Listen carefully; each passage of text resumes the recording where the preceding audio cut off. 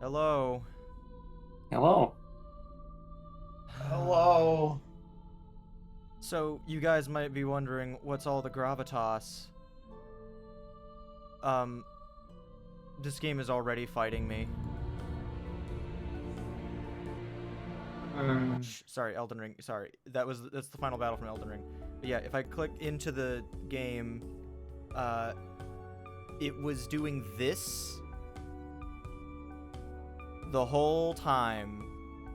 And if you remember the first stream of the first time I played this game, it was doing something very similar and fucked up everything. So I figured, Good to know nothing's improved. Nothing has improved. I just needed to make this into content, if I'm being honest, because I need people to know how fucking horrible it is streaming this game. But with that said, I do need to actually switch to a functional layout. This is also very appropriate for this stream, gonna be honest. Just the background that I usually have on that. Alright. Despite everything, it's still YIIK. Okay, so I do want that. Okay. What? Oh, that's a button that takes you to Axe Studio's website. Hold the fucking phone. So I click. Okay, I'm holding it. What now? I click this. They don't even the link to their website doesn't even. Is this supposed to be the homepage? Yeah, okay, then that's the homepage. I thought it was an error page. I thought that the website just wasn't working. Amazing.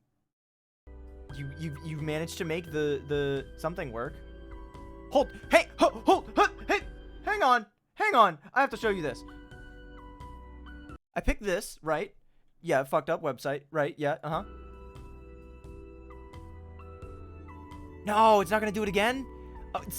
Oh no, that's why I was doing it. So this is what the cursor was like. I was on the controller, and I thought that this was just stuck there upright for no reason, but no, it's because it picked up on the mouse. All right. Oh. So a reasonable thing to happen. That's okay. Okay. All right. Now I gotta do this and make it pick the game. And do that. And now click back into the game. I like your talk sprite. Thanks. Yeah, it accurately summarizes my emotions right now.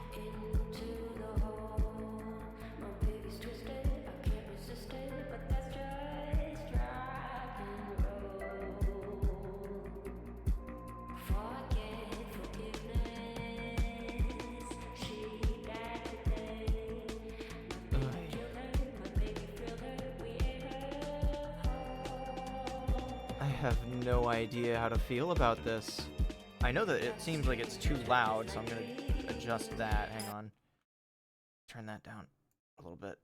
There we go. I also need to turn it down in my own ears, because, yo. I forgot there was a references option on the main menu. Yeah, because they didn't get rid of the plagiarism. That was something they decided was not worth getting rid of. I'm not sure whether this is just my existing opinions of the game already influenced, but this title screen feels very pretentious. Yeah.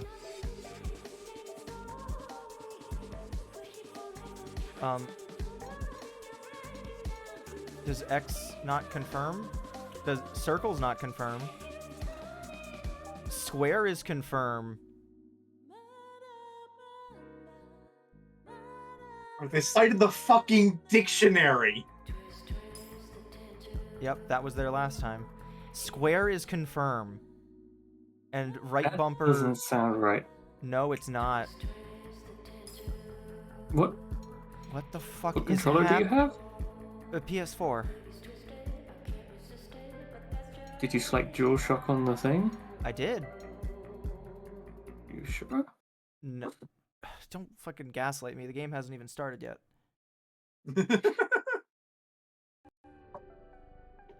Dual Sense. Dual That's Shock the 4. PS5 controller. Yeah. Why the fuck? Why would that be different? Because the PS4 controller is not Good really made for question. PC. Oh. Okay, confirm is now X again. Right bumper still changes the page without doing it going back. Okay. Okay. Welcome to YIIK, a post-mortem RPG, yeah.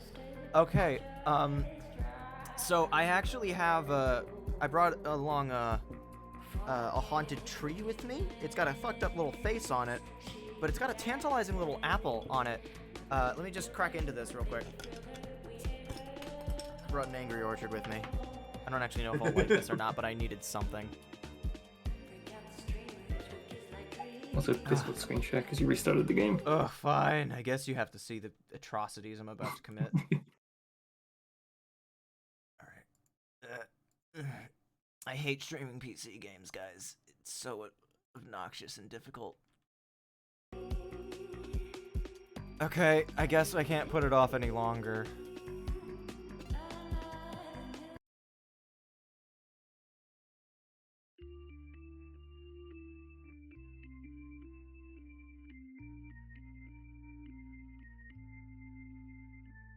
Crow. I am awake, I am walking the scene. You say to me, I am only a messing.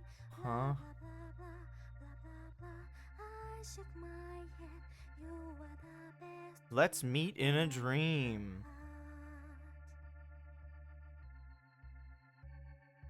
Why does that not surprise me that that's the poster that he has on his bedroom wall? Alex. She just T-posing there for a second? Maybe. I didn't catch it. He puts a fucking Murakami novel in his suitcase. Jesus. YIIK is the dead horse they won't stop beating, but it was never alive to begin with. Feels like that, yeah.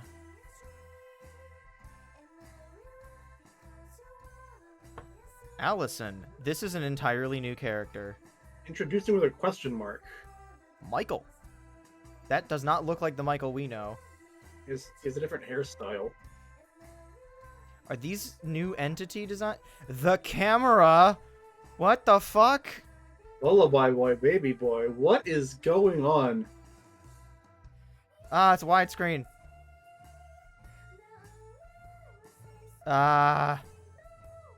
Chance Traveler.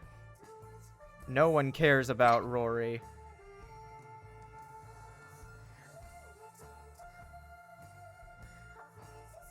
Let's get those fingers snapping. Chandra, the professional actress. Asuka. Great, another Asian character that we can handle horribly. I'm sure that'll go great. I'm just assuming that that's just making an ass out of me. That camera design is not bad.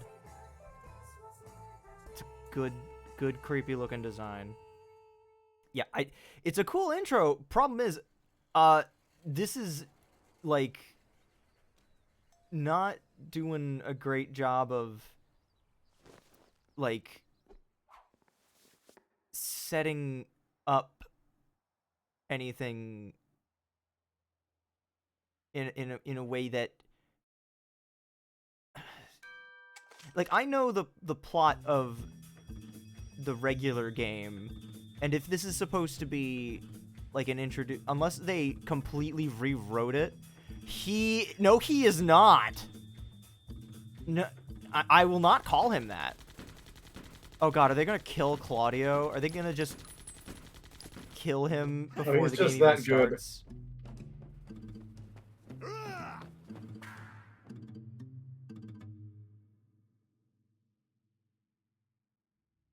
Why the Yeah, fuck I agree is with that? Chuck here.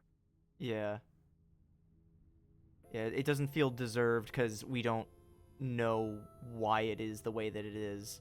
Like the intros to Persona are usually rich with symbolism.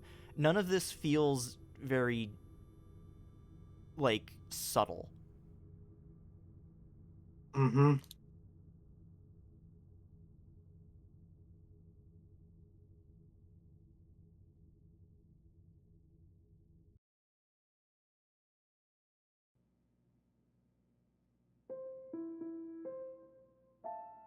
Why were people shooting Claudio? We don't know. Stop doing that!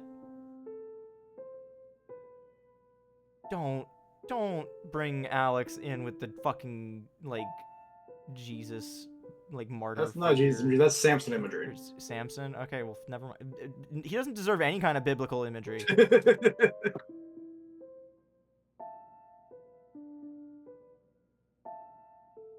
Much like how in JoJo's Bizarre Adventure, it turns out that Jesus is also is a Hamon user. It's gonna turn out that in this universe, Jesus was an Alex of some kind. Goodbye, girl. We don't know. But imagery of him being cast into hell, that's about the only ones he deserves. The Blackened Pond.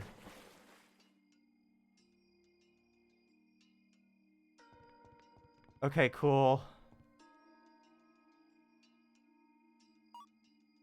Speak to the mysterious baby and approach the gate. Okay. Revert to the old battle mode. Gonna be honest, I'm not gonna miss that. Good. They won't even let me turn it back on. It's crossed out. Yeah. You know what that reminds me of is when someone asked the director of Final Fantasy 14 if they would make Classic 14 playable in any capacity with like classic servers or whatever, and he like literally, I think he either laughed or said like, "Why would you want that?"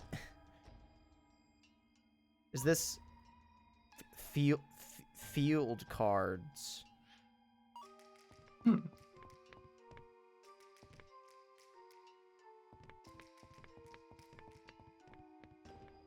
I guess I might as well make a save file. What will you do?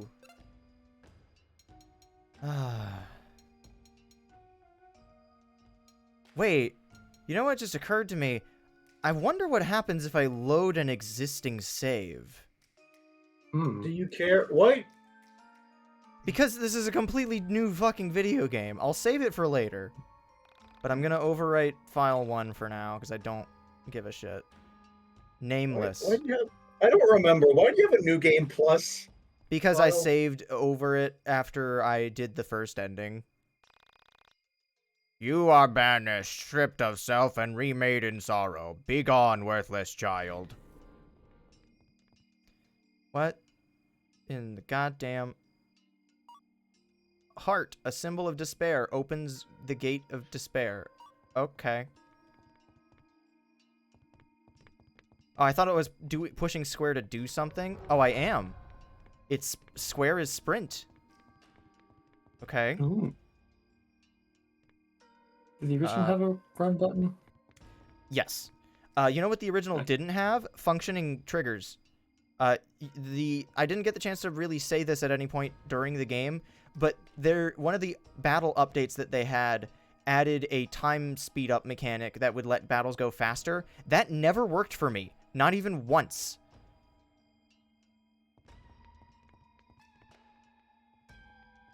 There being a distinct animation for running is different, though. I'll say that.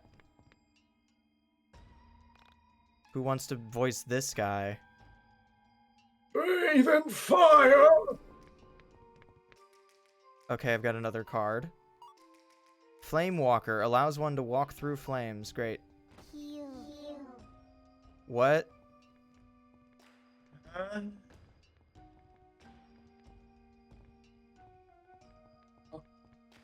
Okay, great.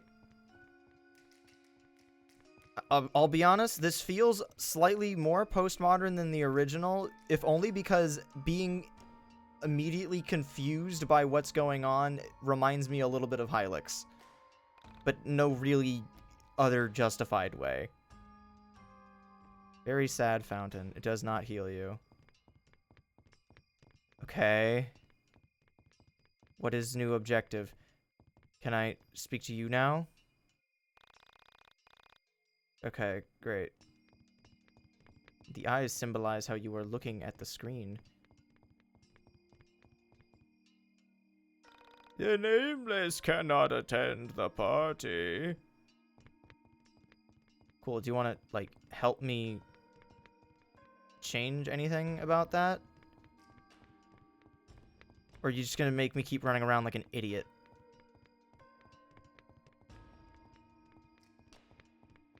That's not just referring to how I'm running around with no direction, but also because this character's run cycle is fucking hilarious. Why are her arms flapping around like that? Oh, this was you. Ascend the mountain to receive your name.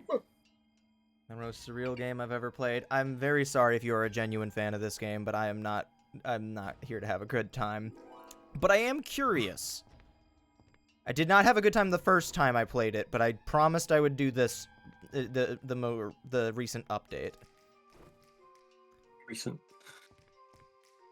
Yeah, December's recent, fuck you. It is a road, it's called a rainbow road. It is a stair, it's called a rainbow stair. Is this a trans allegory? I don't know. There are probably some jokes you could make about this going up, but hello. Child, what happened to your name? Don't talk to me. Did you lose it in the fall? Tragedy. I dub thee. That. You What? gonna finish that sentence? Is that like semi-random or? Your given sense of self given to you by an angel. Okay. Okay, you can't voice that line. Now go to the party, child. All right, great. It could be that it's random. I don't know.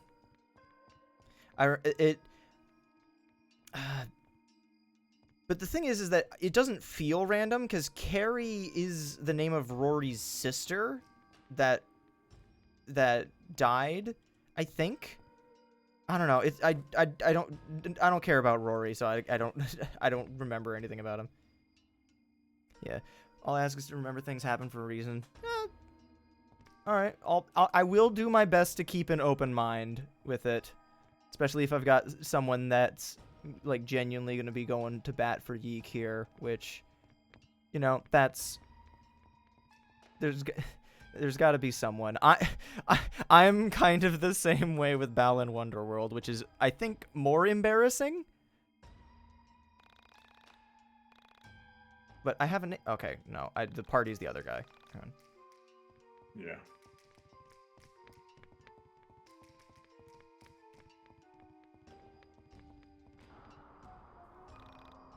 Carrie, seek the good brother. Okay, so the fact they're mentioning brother does make me... Oh, hi there, DC Douglas. Those who travel behind the rock seek an unwise invitation.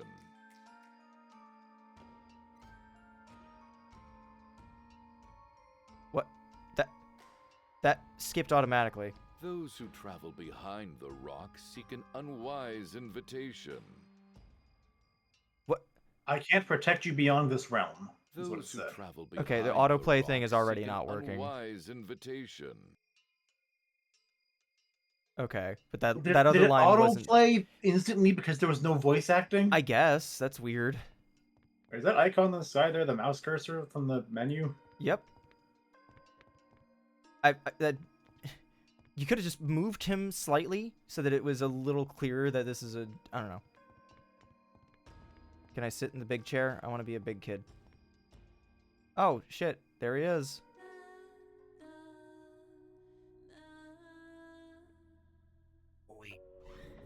Moi.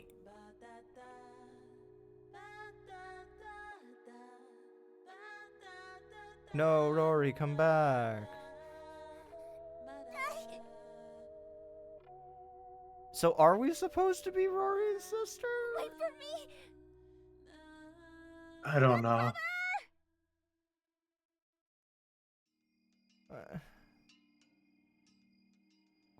Alright, I guess let's go the other way first then. Now that we've got shit on our shoe. Squeaky shoe curses you with conspicuous footsteps. Okay, that's funny.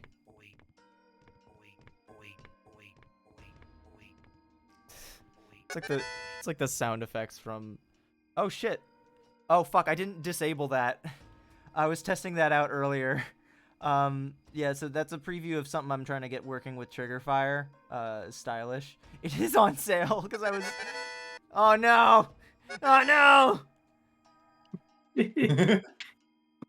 I'm trying to get it to work with... So, like, if someone does it again, you'll see it fades out, and then there's, like, a weird green screen thing there. I'm trying to fix it in such a way that it won't do that weird fade out at the end.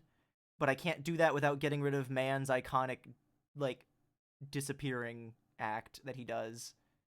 At least I don't know. I like the way that he's animated doing it.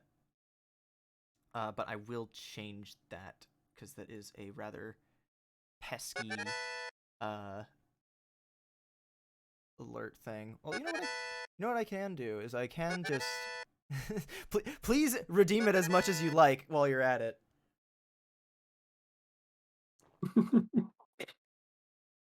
All right, let's do this. I go to this, and I go to overlay settings, and I will change the default animations, and I will just do... Yeah, that. Yeah, so there's stylish, and then there's stylish. Yeah, so, just gotta do... Slide out down.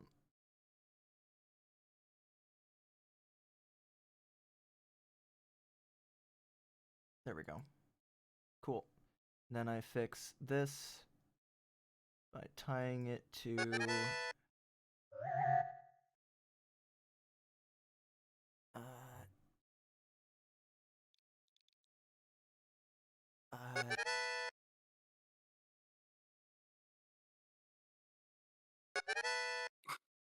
Okay, and now I do this, and I disable this. And I go to manage power-ups, and I do this. And I do this. Okay, and now I also need to update the overlay. Trigger fire, refresh. There we go.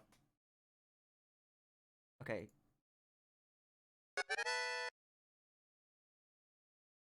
There we go. That's good. So you can still use it. I gotta figure it out for other stuff, but I will, but for tonight, it works. I'll change the alert text later so that it actually says alert rather than sound, because I don't want it to be awkward. Vinfrost, you mentioned, like, that this was the most surreal game you've ever played. I genuinely, like, even outside of my personal bias against this game, I genuinely think that YIIK has this game beat in that regard. Just from what I know of the original. Maybe I'm wrong about what it's coming up later, but, like, YIIK is genuinely, like, so bizarre. Oh, God, Dachi. We gotta play the video game. Is that eventually. a DuckDuckGo link to a Bing link to an image? And it's of a low-resolution picture of the Joker from The Dark Knight. I've been pranked! Go behind the rock? Fuck it, yeah. That's not whose room this is. Oh, never mind, it is. Because that's Alex, I guess. I don't know. I don't understand anything. Can I examine the... I've not understood a thing about this game before. I'm not about to start now, apparently. What are you looking at that for? Those are his private things! He's pretending to be asleep. Come back later.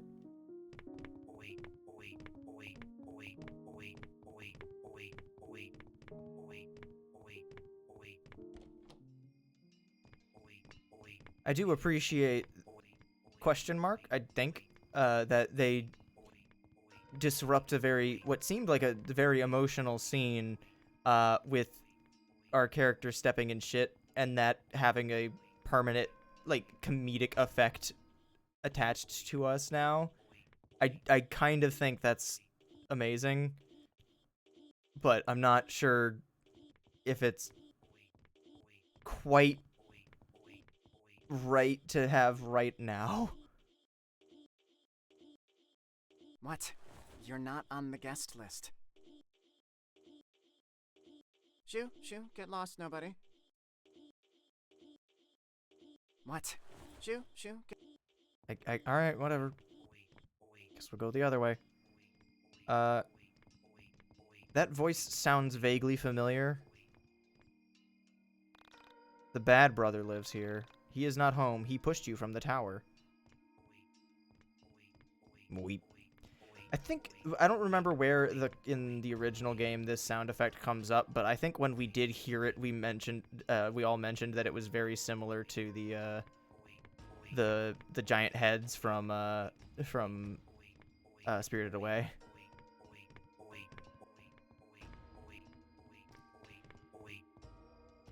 Those who travel.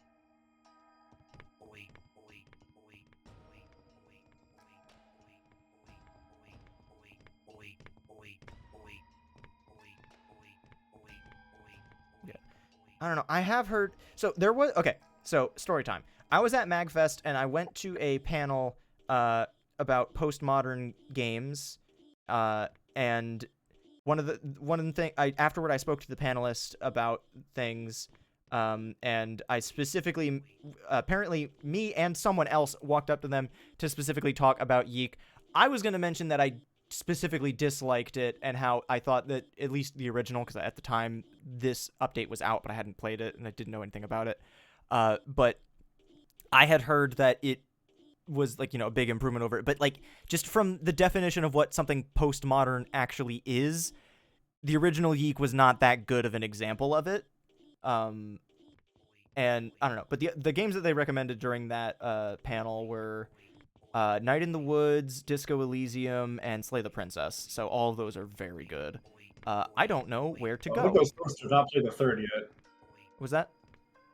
I like the first two have not played Slay the Princess yet. I've had it in my library for a while, so I haven't gotten around to it. You could probably do it's like a 1-2 stream type game. Like it's like maybe 5 hours, 6 hours if you're taking your time. I think. What? I don't know. You're not... Shoo, get lost, nobody. It's Rudo's dad in Ocarina of Time. And whenever I hear a mweep sound, that's what my mind immediately goes to. Mweep.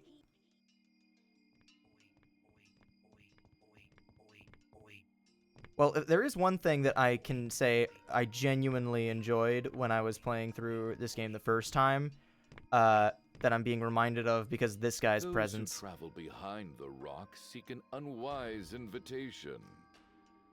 Because his text boxes are still bugged in a different way now, but my wounds are Mo will live on forever in my brain. My wounds are Mo.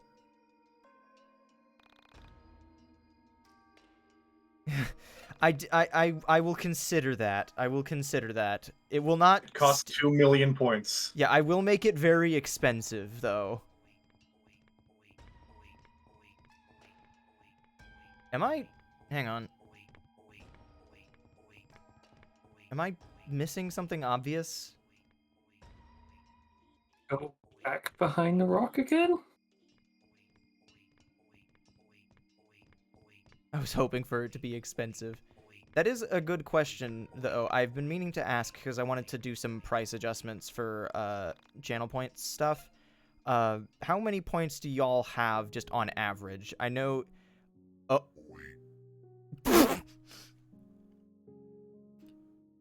Okay, that's genuinely funny. Why did this not happen the first time we came in you here? Wake me. What do That you is a good question, want? though. I was hoping you had an invitation for me. I'm trying to get to the party. The party? Why the hell do you want to go there? How did you even get down here?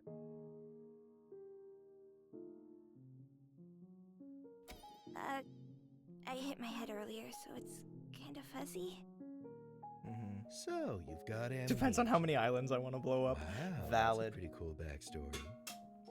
That did not land. Oh, no. Nothing like that. I threw my I bottle cap in the just recycling. It just things dinged off a mixed up can. from time to time. Nice. Mixed up, huh? Well, you You know it's my birthday party, right? This guy sounds... Is it? How wonderful! How old is she supposed to be? Happy birthday! Could I please attend? My good brother has gone. Statement You see, that I'm I thankful wish for my didn't bad relate to brother, what I and was my going to cold, say fuzzy before, memories but of I was him. going to say that with William's beard and expression, he Yeah, looks like a right? predator. With that. And then immediately it cuts to Carrie, and I have to ask, Something how in old is she? exchange. Which is just not good. I don't have Yeah, much. that seems to be intentional. I'm Yeah. only a child, you see. Yeah, no, okay. I'll need your name for the invitation. You can have it back once the party is over. We're doing Faye bullshit. Oh, you see, I only just got my name back. Do you want to go to the party or not? Oh, I definitely do. Fine. You can have my name.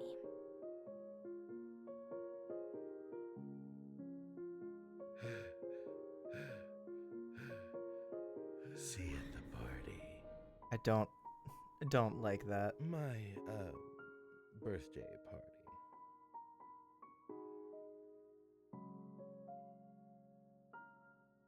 Can't speak to him again. No, I can. Okay, there wasn't a voice line, but there was no text noise either. I don't think you're supposed to like it. It's just strange, because I don't know... Like, it feels... Like, it feels like they're going for something, but not quite hitting the mark. Partly because, with my context, the fact that she's acting so childish, but she looks like she's the same age as the rest of the cast is just kind of awkward. And also, given the fact that that character looks like that, and said things like that, I'm very worried that they're going to make me have something unfortunate happen to a child. Which I don't know if I trust this game to handle it that well. You were invited to the party. If it's You not see, fun, why bother? I am a Proceed. traveling thespian. I was paid a handsome sum to reject you. Okay, cool. Should we meet again in another dream? Please, pardon my greed. Okay, just slide out of the way like Mido. I must confess. You see, I Shut up, shut up. should we I get it. I get it. Let me know how volume levels are, by the way. PC games are a nightmare to stream. It causes problems all the time. So let me know if my co-hosts or I are too loud or if the game's too I quiet. legit don't know why you have so much more trouble with PC games. It feels like it's more straightforward to me because it's like on an actual program on the same computer. In my experience, it just causes more problems just because things don't get recognized properly, or they try to set my sound device to my fucking controller, or something like that. Seek that which belongs to you. Find the self, the sun, and the holy thief. Oh. Oh, that was an Iron Maiden. That probably could have used a sound effect of some sort. Ugh. Can I leave? No. What is this? What is this Toe Jam and Earl ass song? I'm pretty sure this was in the original. Yeah, this was in the original. This was the original character menu. As was this bird. Would you like to view a content warning? Sure. Missing persons, unsolved murders, and racial inequality. It also features a character that could take his own life based on player's actions. This can be disabled here. No. Sensitive content has not been disabled. I'm in it for the long haul, fellas. Disabled player consequences sounds like a very snide way of saying that. Yeah, it's like, oh, you can't stomach this. It's like, you know, you're trapped in the 90s now. Oh, how horrible. This story is told intravenously? Is that an appropriate word for this context? Well, let's see the next sentence and see what it explain that maybe. Good veins aren't required. Just your name. What do you go by? Okay, here we go again. See, nothing else. That's it.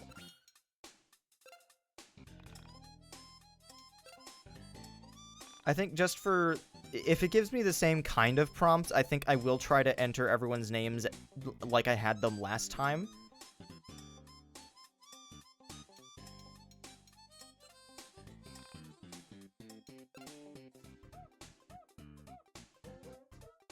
Oh, it's just asking for my name.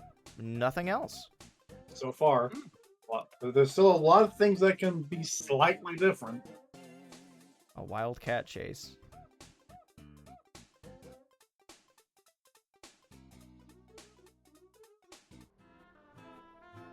Welcome back.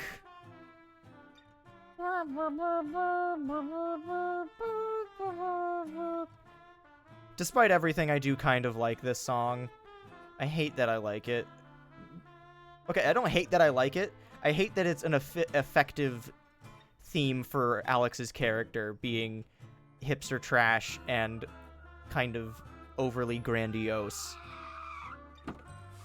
The bus driver is William. Not gonna stop being able to see him around, am I? Probably not. On April 4th, 1999. Oh, great. I arrived He's home already from been school. given the I microphone. just graduated. Is this an open mic night? Took a few semesters longer than I originally planned, but Master It's of not to be done. ceremonies. I had no idea what adult life held for me. But Okay, at the what's up? the writing for all this hasn't changed, but at the very least, the presentation was bumped up so that it actually feels at least a little bit more like an actual postmodern thing. More than just him talking over static image. Yeah.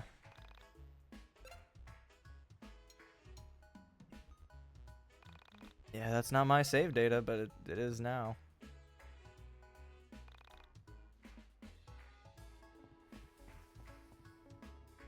Yeah, like, not all of Alex's writing was awful. I just... Part of my problem with him as a character was that there wasn't really much going on beyond what his wants were. Like, I don't even remember what he majored in college, if he even talks about that. Because he doesn't really have much to him, but... I mean, he's going to explain things in extensive detail, I'm sure. Oh, yeah. Oh, yep, there's an actual run animation. That actually has a bit of feedback to it. That's nice.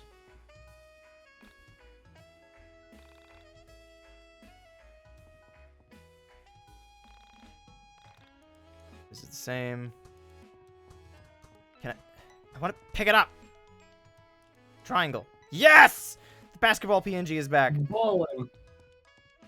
Alex would never be fucking ballin'. Oh.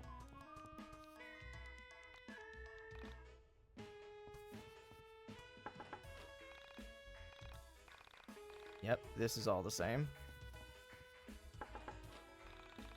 Forest stump.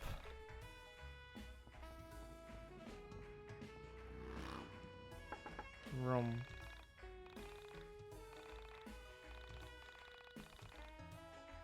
Yeah, I remember that bit. That was actually decent.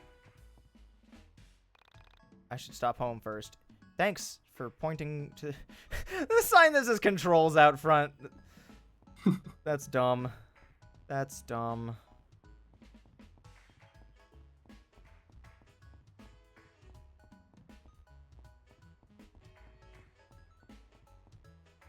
I thought that was a collectible trophy for a second, and I was like, huh?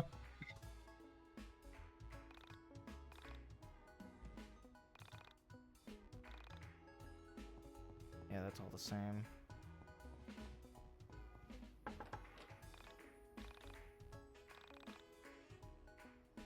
That is new, I A believe. slice of deep dish pizza.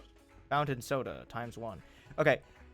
Before we get actually any issues with it, genuinely, if nothing else, something I need this game to fix in order for me to even slightly consider recommending it to someone is they need to fucking fix some of the menus, because the menus bugging out in my initial playthrough was one of the most frustrating things ever. Like, and it just picking up an item reminded me of that. So, like, I hope to God that there's some sort of fix for that. Yeah, the menu incident was wild. There wasn't even just one menu incident is the part that also just pissed me off the most.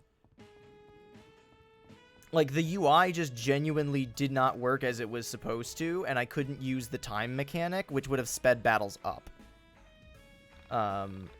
Which is one thing. Yep, menu incident. Yeah, Vin Frost, when we first played this game, I got all the way to the end of the sewer dungeon, and then I got trapped in what I think was a vending machine menu. And the cursor appeared to move outside of the regular bounds of what it was supposed to do. It was like selecting something on a menu to the right of where we were, and I couldn't back out or do anything, and I had to redo like an hour and a half of progress. And then later, a different text box and UI incident happened where it blacked out a bunch of text as the characters were reading it. So it was just cutting it off with big pink bars blocking everything off, which led to the title of when I made the clip for it. It was "My wounds are Mo" instead of "My wounds are mortal," because that was at the end of the golden alpaca fight, which the alpaca fight redux was actually pretty interesting. Yeah, no, so like. Just know that my distaste for the game was not just from the actual content of the game. It was the way that the game was the game was physically disagreeing with me at every turn. So when I opened this game initially, after the update, it was already freaking out on me, and the menu, it was fucking with me, or it was bad. It was causing problems already, but it's ironed out since then. So I'm hopeful that they've addressed all those problems. But all right, hang on. What's this Dachi image? I don't know how to feel about that. The top 5 funniest bugs I've ever seen in a video game.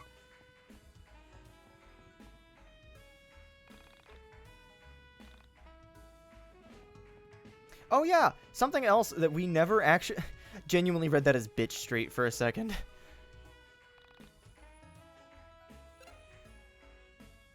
You were about to say? I don't even remember.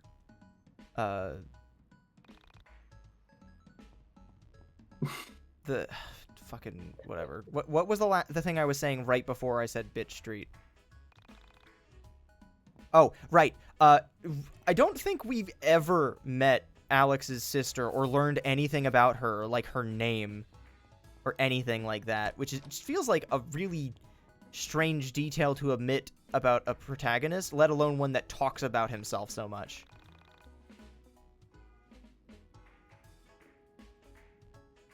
Kenneth Lay. Yeah, a lot of this town seems like it's pretty much the same.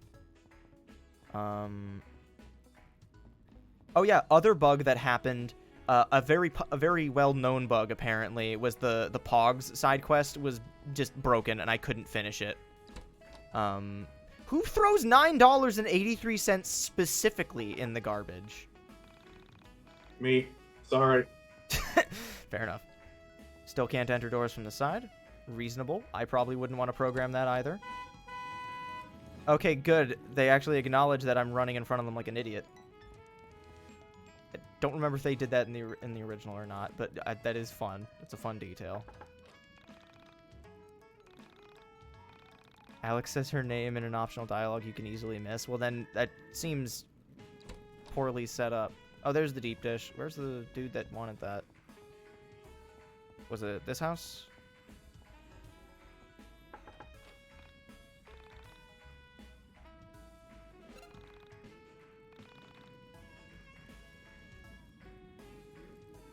I got $15.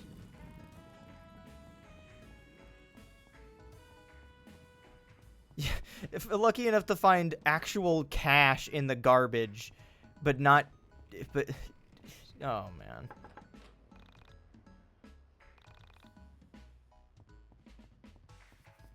One detail I remember being frustrated by that the Snaker brought up in his video was the fact that nothing ever changes in town. So if it was ever going to be the same, now would be the time for it to be the same. But I do hope that elements change as the story progresses, because the little details do go a long way in this kind of game.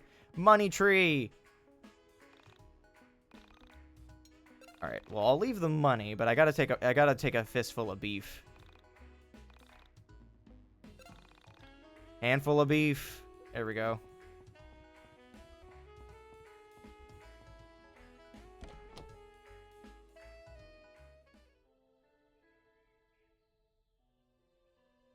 Wait, so was Allison Alex's sister? Okay. If you name your children... shout out to Deltarune for also introducing this incident.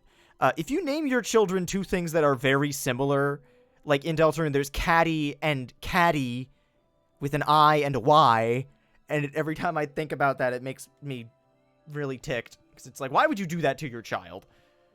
But I know that there are people in real life that name their kids something very similar, and it's like, that's just gonna confuse people. Or like Jeff and like if both children were named Jeff and Jeff, like that would be annoying. At least Alex and Allison is like reasonably like differentiated names, but like I have a lot of siblings, and my dad has a hard enough time remembering which child whose name he's calling as is. But if they were the same sounding name, or like started with the same like syllables or letters or whatever, like it would just cause even more problem. Asriel and Asriel too. All right, let's just. That tracks with Asgore's naming scheme for naming skills. Please see if you can muster up the energy to walk into town and pick up some groceries. I've included a list below.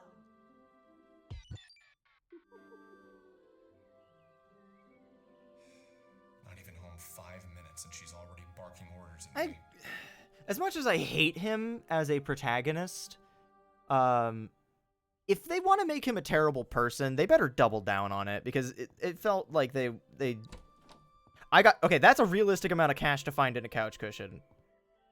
That's fun.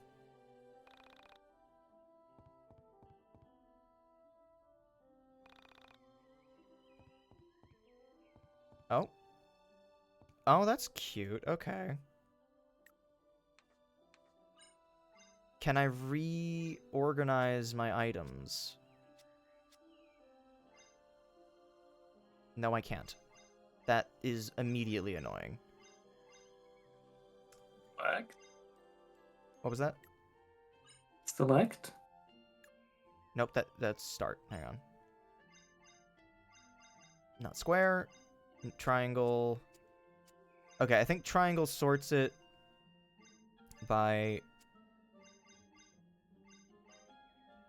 I don't even know how it's sorting it. Is it by...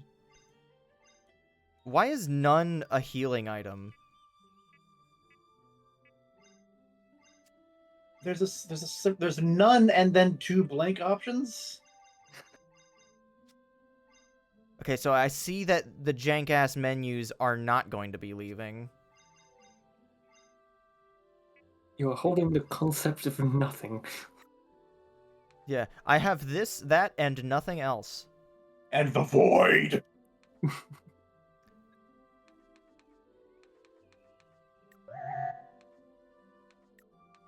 Okay, up as party. How do I look at this? Head east into town to grocery shop for mom. Okay. They were way less junky than they were in 1.0.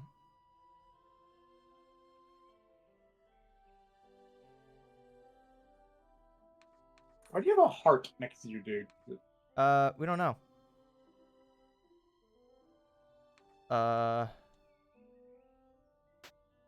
No. Hang. What? Oh, did I unequip it? You unequipped it. Okay, what? The heart, different from the soul. Regenerate a small amount of life every turn. Oh. Okay. Yeah, no, the item menu, like I said, the item menu last time was genuinely one of the most infuriating things about the game.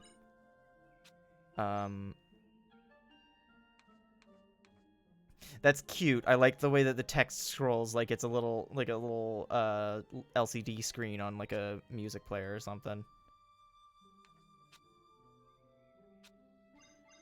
Clearly it's not none, it's ordinary colors tea. It says so right there. I think that's what you're equipping. Well, no, because... Oh, whatever. Inspect. I'm inspecting. I'm pressing X to inspect. It's not letting me... There it is. Chocolate chip cookies. Okay.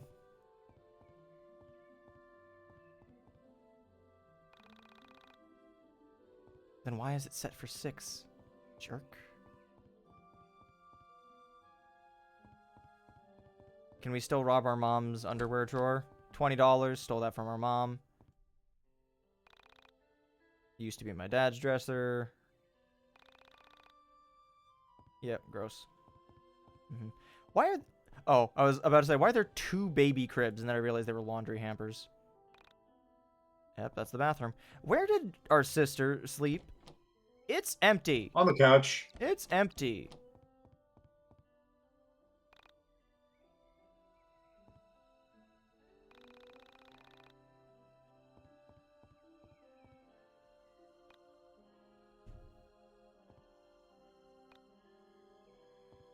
Do you like Clue's Angry Eyes? Thank you, I tried.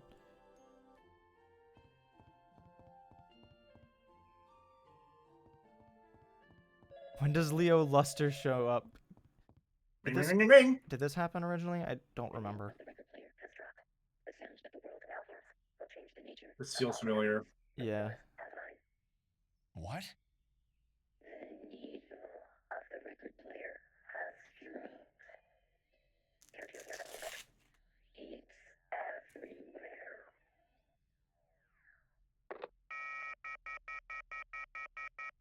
And the dial tone sound effect still lasts uncannily long if you just leave it on autoplay. That phone call was surely one of the strangest I've ever received. Honestly, Dragon-esque, that is also very straight. Like that, it fills me with dread. Feeling like I can't, like the moment that I actually like take this game's side on something, I feel like I'm gonna get punched in the dick. Like, I want to kind of go in more open-minded about stuff, but at the same time, this game did really burn me the first time. Mulling over the strangeness of being back home, I stopped to notice a forest I'd never explored. I appreciate that his model's mouth actually moves, because in a lot of cutscenes previously, like his talk sprite mouth would move, even though we could see his model, and they would look really awkward. The owner, I imagine describing him to a friend. Kitty. Lonely? Nah, I don't get too lonely. Besides my mom, there's only a cat. An old cat. But a good friend to talk to. My fictional friend would reply. Yeah, Dragon-esque, and then, shit, where's the name? Vinfrost mentioned that, like, Master of Ceremonies, or MC, like, main character. That's kind of fun. Of course, I didn't know this cat at all. We never met. He was a funny-looking cat, with a funny resting face and a Salvador Dali mustache. I couldn't imagine picking out this cat to bring home from a store. Murakami reference. I leaned down to pet him. Yeah, okay. Knowing if cats like to be petted all. Regardless of what this game changes, I really do feel like they should have removed the explicit Murakami quote, but the fact that the references screen is still in the game concerns me. Hey, give them back to me! Like I feel like if that's something that's not only something the game got flack for, but also literally something that caused legal troubles, and also Two Brothers was taken down for plagiarizing music, I feel like that shouldn't be something that they take any more chances with, like, just at all. So, I don't know, like, I think referencing Murakami would be fine, but, like, I'm a little, I guess worried would be the best way of putting it. Windy Field. Did he give his approval on the quote? I have not heard that. Meow.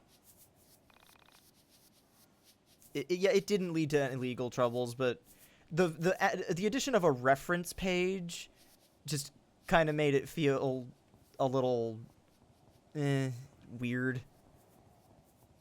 What the fuck? Yeah, people on Twitter hating on something isn't legal trouble. Yeah, no, not at all, but there's a difference between a quote from an author and the justification that they tried to use, which was that Alex is referencing the book that he liked, or that he enjoyed, and so, like, because the world around him was falling apart, so he was pulling a quote from a book that he liked. But the book in question hadn't come out yet, because the game takes place in 1999. And trying to do those backflips to allow for that to be used feels really weird. A gamer? I guess this is our... Games, don't you, hon? Okay. Let me teach you one only the experienced gals know about. That's one of those times. Well, that was in the original game, and I don't. It feels like not a great explanation. I don't know. Mother of your dreams. I guess this is gonna be our Igor or Margaret. I guess.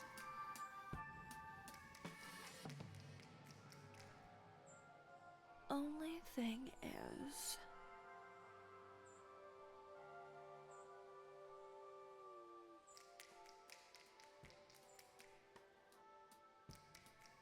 it's kinda dangerous to do it raw. I saw a bunch of people in the comments on the trailer, or like on Twitter or whatever, making jokes about being down bad for this character, and I just look at her and I'm just like, she's Don't worry. insane. And this was before we heard any of her dialogue that played into the sexual references, and it's intravenous seems to be a recurring aspect. And these this particular these particular comments are not meant to be criticism so much as it is just kind of an interesting look at why, the way the game is presenting itself. Like, she looks unhinged, but she's clearly still trying to be have sex appeal. It's weird.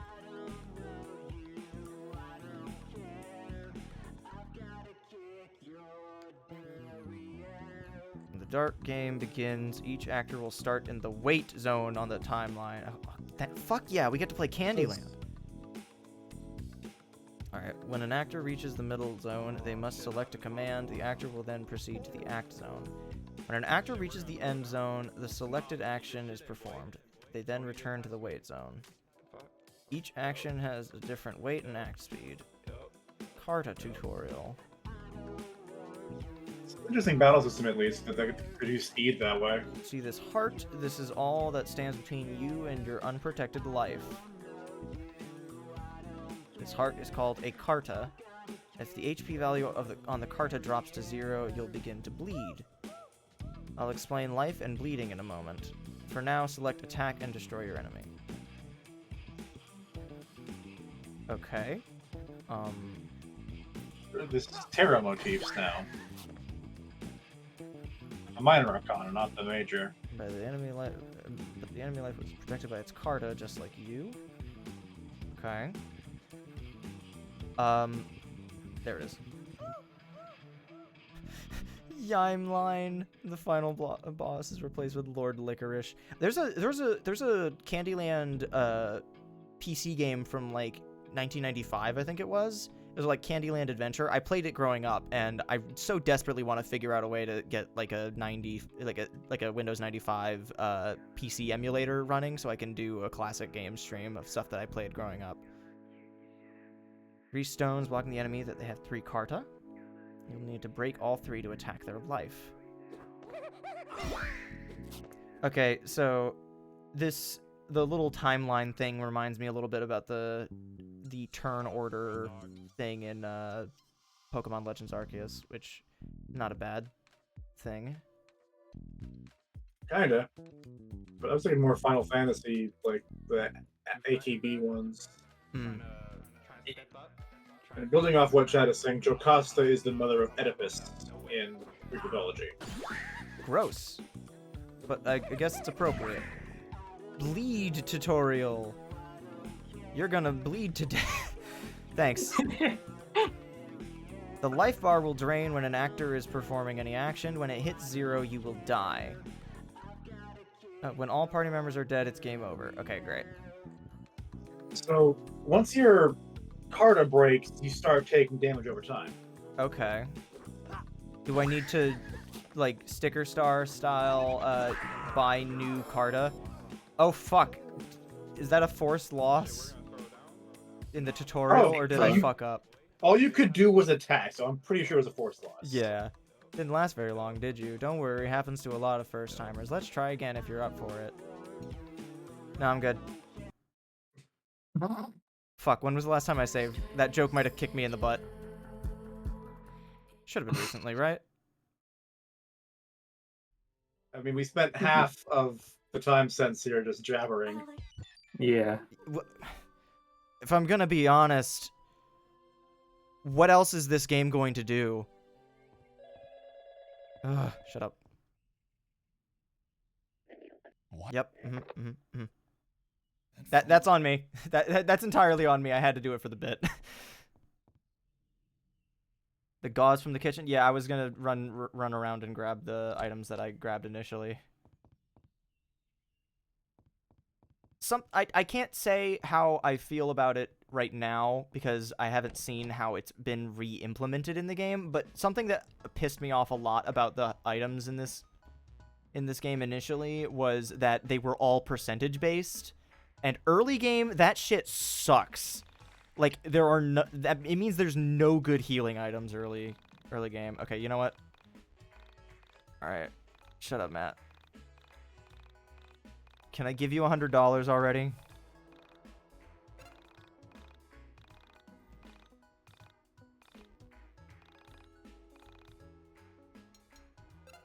Oh, it's just $10. Who gets the Walther P38? Okay, cool. Can I do anything with that sticker? The Jocasta complex is the inverse of the Oedipus complex. As in... Take the Oedipus complex and just turn it around. Okay, just that's what I initially thought, and based on her personality, that's also what I assumed it was. But okay, it would be under items. Zine sticker or zine sticker. I know that it's short for magazine, but the fact that it's spelled like that, I will always look at it and be like, Zine. Few hundred yards, mulling over, it was dark. I pictured lonely, my fiction had not. Of course, it was a fun. I couldn't have. I leaned his course clearly. Alex. Hey, give them.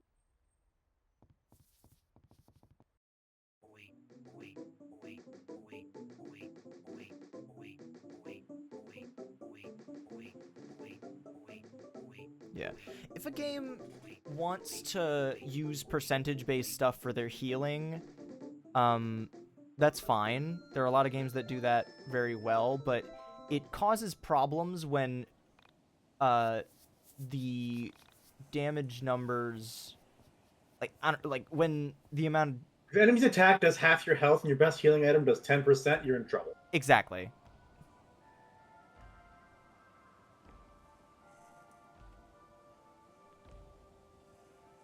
Oh no, is there a Cat in the Hat movie? Oh, there it is. Okay, cool. Good to know. Thank you for that. I don't want to, if it's a thing that I can do, I don't want to accidentally skip the tutorial, but... Yep. I do love that the game actually did, like, go through with letting me just quit after the game over thing.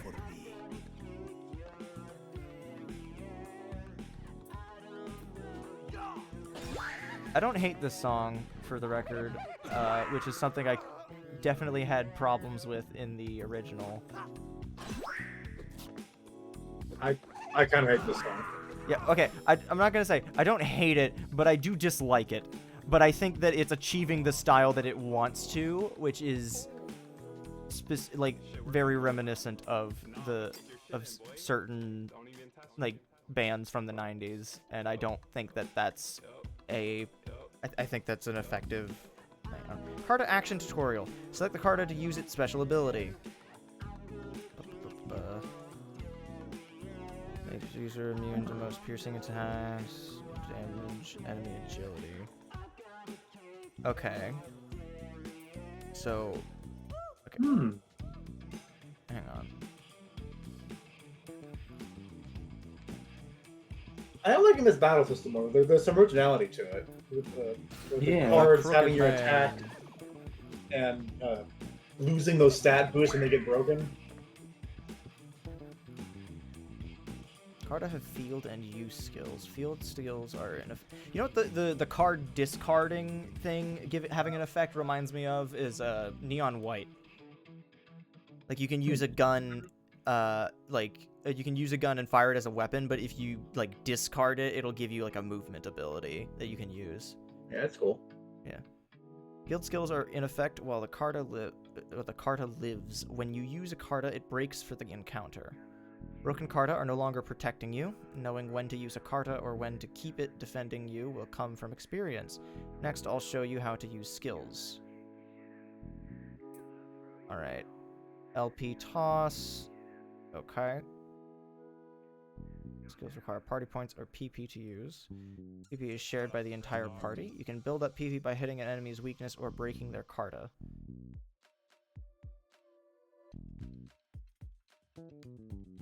It's not letting me choose anything else, which is reasonable. Which is just tutorial stuff. Yeah.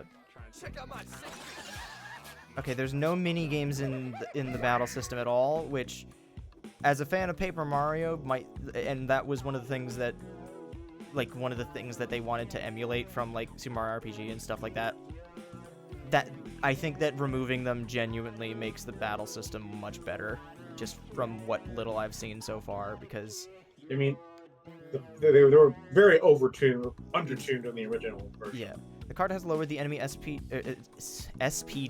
Yes, lower the enemy speed. You should be able to overtake them now. That's normal. Just remember, the Karta protect your life. If you get hit with no Karta, you will enter a bleed state. Outlast the enemy to win. If you need to, use items to keep your life up. Okay. Dope. The fact that Karta are like one use per battle does make me assume that battles have to go a lot faster, which I very much appreciate.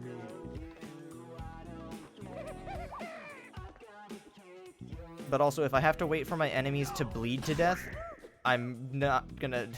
It's gonna be real annoying, I think. They take life damage when you hit them and every time they take a turn. Yeah, no. Yeah. That thing had an entire human skeleton inside. The old battle mode is actually available if you want. I don't. But you need to beat the game first. You can try to win this one, but most beginners can't, so don't feel too bad if you don't. This guy was a figurine on that guy's desk. Remember what I taught. Good luck. It's also in the opening cutscene stuff.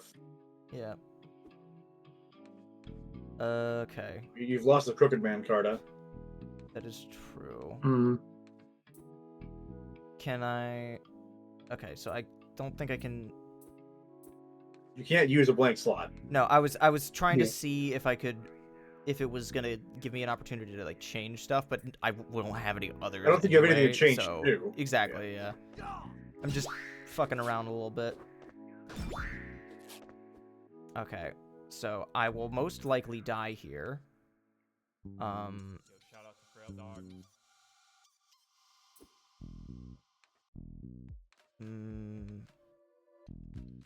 You have good strategy? Well, I don't currently, so I'm just going to fuck around and find out. For me. Bleed for me.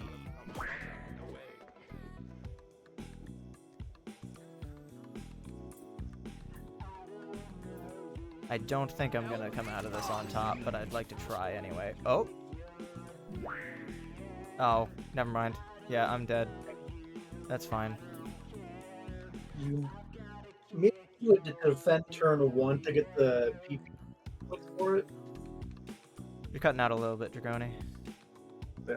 Maybe defend on turn 1 so you could use the LP toss as soon as you could. I don't know. I'm just like,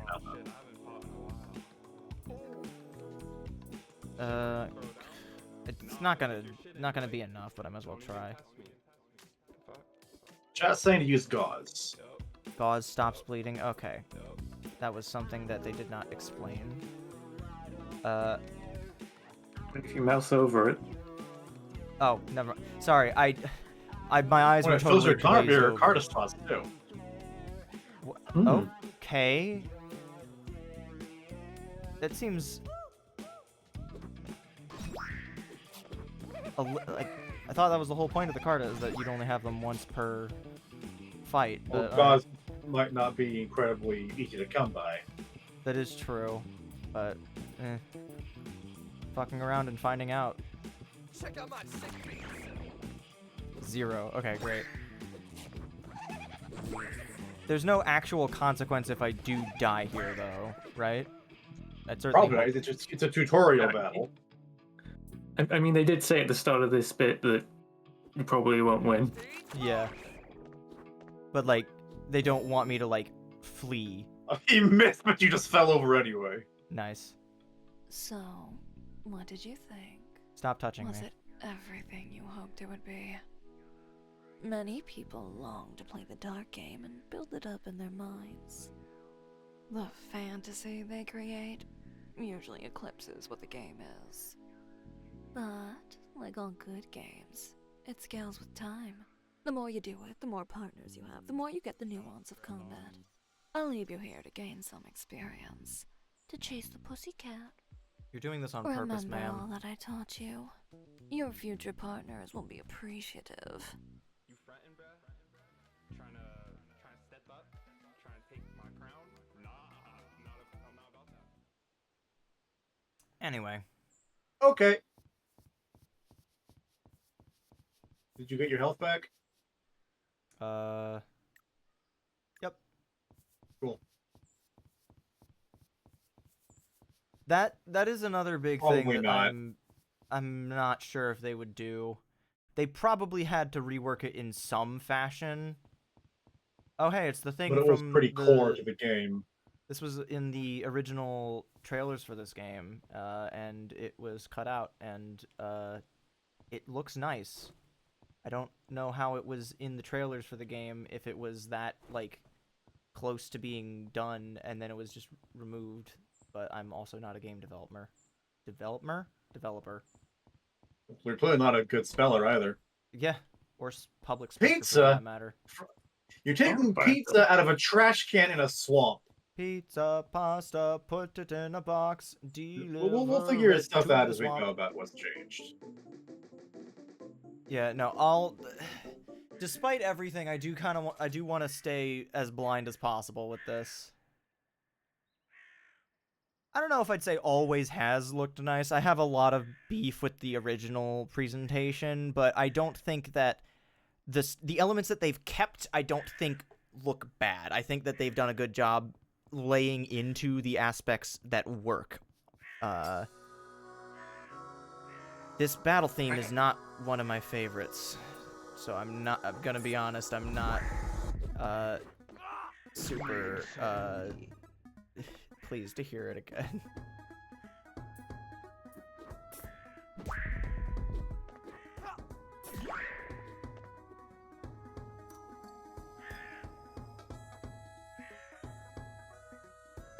Quick attack or quick defense. Okay, that's kind of And if you just defend, he's gonna bleed to death. Yeah, fuck it. Defend!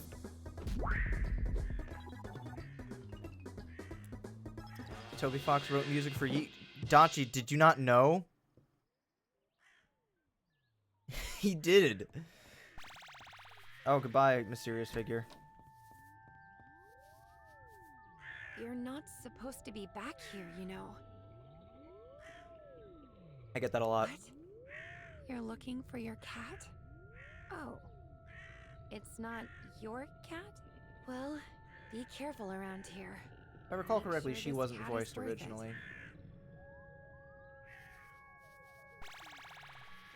Oh man, can't believe that the industry's gone woke. Used to be a blue man group out there.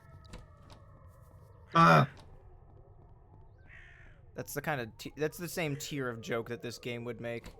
At least one of the random NPCs. Maybe not one of the main characters. Okay, poison tiles still do that.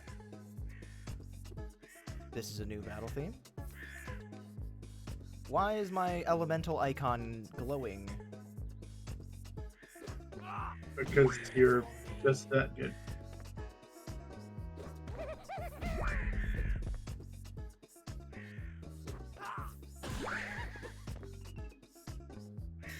The human skeleton falling out of the enemies is very funny. I do think the 2-frame victory animation is fun. Yeah. One thing I mentioned, and this is, I will fully admit, an opinion that I kind of parroted from Snaker's video, but something I genuinely believe, is that, at least initially, and this walk cycle is from the original, the game kind of had a weird relationship with whether or not it wanted to be an early polygonal style game visually, or, like, emulate sprite stuff, because, like, this is a very Mega Man-like walk cycle, and if this was a sprite, it would be perfectly fine, but to have a higher-end 3D model making that kind of walk cycle feels weird. But I think just going all in on making it kind of deliberately clash with each other by just having a 2-frame victory animation for a proper 3D model is kind of fun. It's Two Brothers reference? I wouldn't know, because they can't sell that anymore. Cat in the window. Yeah, okay, that's fun. They have a bunch of, like, crow, like, the human character. Oh, sitting on there's the thing. William again. Oh, yep. I was confused for a second because I thought that cube on the left was just a real-ass photograph, but no, I think that's an in-game thing. I've got a button for that. I got a button for that. I gotta take advantage of it while I can. Where's my button? Where's my button? Where's... Cube! Cube! There we go. We got 2 cubes.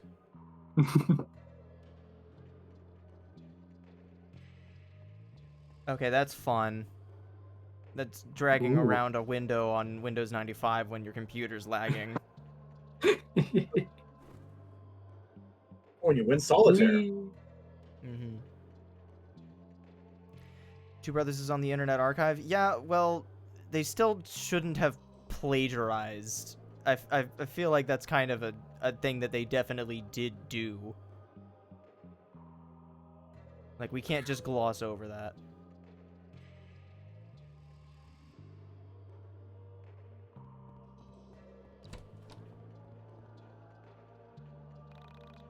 Guess I'm not going this way.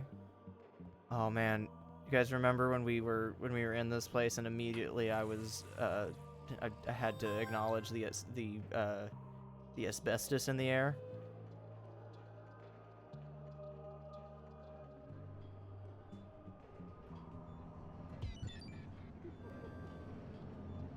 I stepped into the elevator, expecting to find the cat. Oh, I better hear some vibrating with motions here.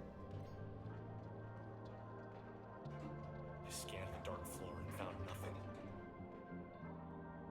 I sighed as the elevator began to Ah! with motion. Vibrating with motion! We did it! We did it, gamers! The elevator came You to set a the line. unexpected stop.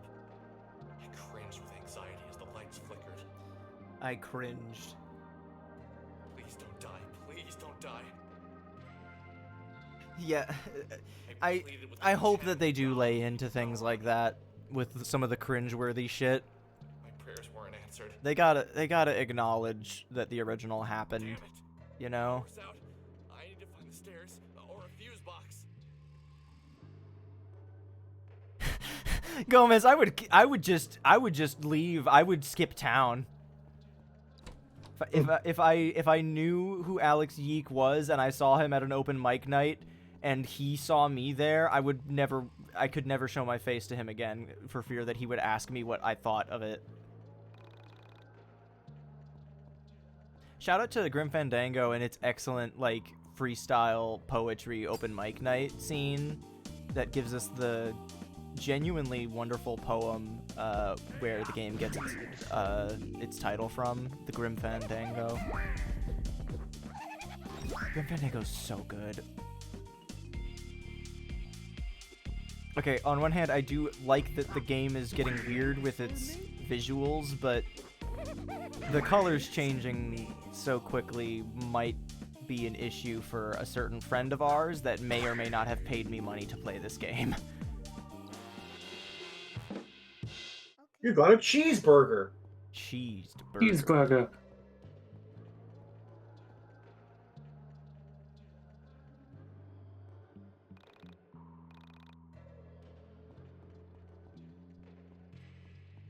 Heal thyself. Heal thy burgers.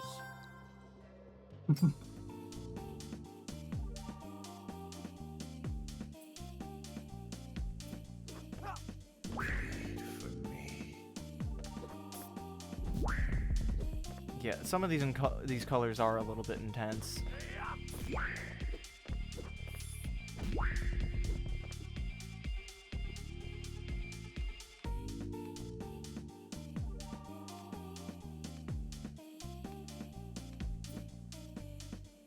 It has one health quote. Oh, duh. Sorry, I'm still just trying to get used to the layout of the menus and shit like that. If that's an option to change the intensity colors, that might be a good idea. Okay. Yeah, I will do that then. Battle system, color mode, dim chroma key. I did. Oh no! I did see this before the game came out. I gotta try it out. I gotta try it out at least once. What? Give me a moment. Game filters, add chroma key. There we go. There we go. I gotta add an image here. Hang on. Where's my add existing?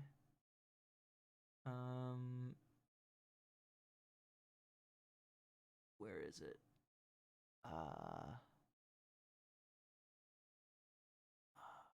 Where is it? I'll make sure I'm adding the right one. Where are you? Ah, that's it.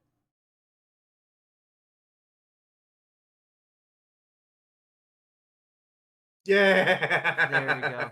Nope, too low. Too low.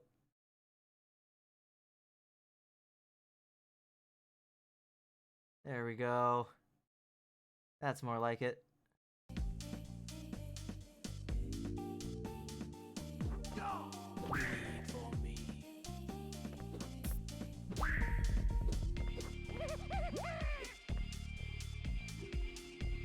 Look at it.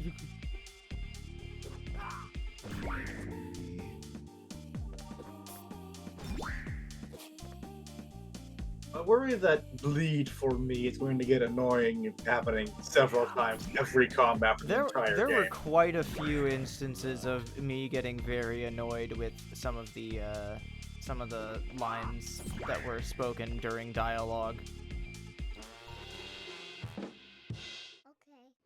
I kind of love the pathetic ass ending theme or like victory fanfare. Okay. Okay. Great job, Dick. All right. I'll mess around more with chroma key later, but for now I'm gonna go into config. No. No.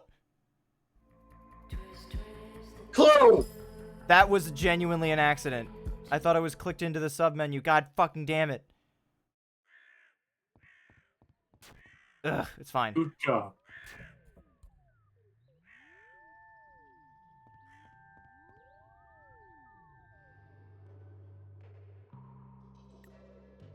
Oh. Do we need to count for every time this happens? I certainly fucking hope not.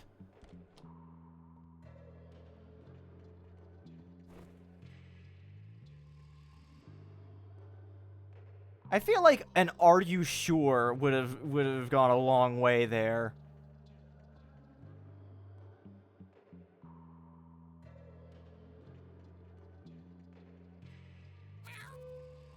Meow.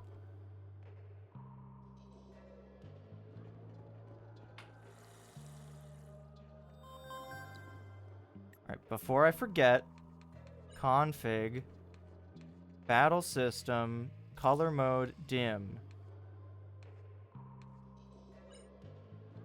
See, my brain was going automatically and was like, ah, yes, that's the confirm or close menu button, because that's a thing that is usually at the bottom of the config menu.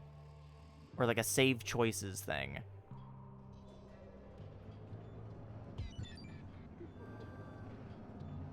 I stepped into the elevator, expecting to scan the dark floor, and found nothing. What's the skip button? We just... The elevator began to shake, God. vibrating with motion. Never mind, I can't skip this shit. Look at him go. I cringed with anxiety as the lights flickered. Where's the fucking... Please don't die. Please don't die. I pleaded with the mechanical gods to keep the power on. Did they make this one unskippable? Because that's kind of based.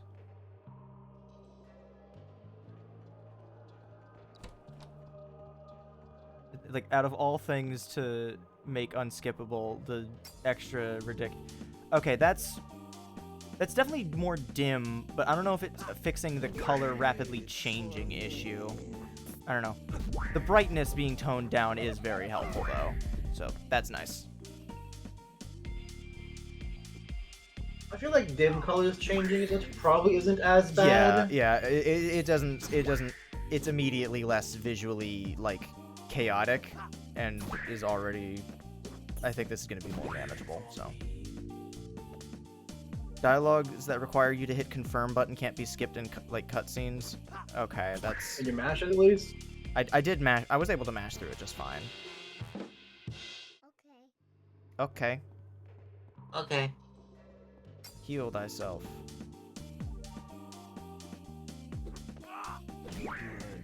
It's delicious. Your blood, it's delicious. I appreciate the quick attack or quick defend buttons.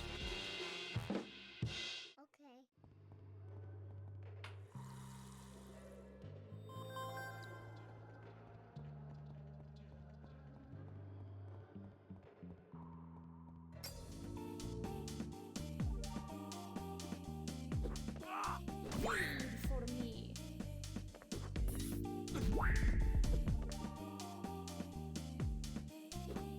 They couldn't make a working fast forward feature for it without making the game explode or something. Gonna be honest, knowing what I know about how this game's menus and dialogue systems work, I fully believe that. But also, I don't think that should be a problem that your game has? I don't know.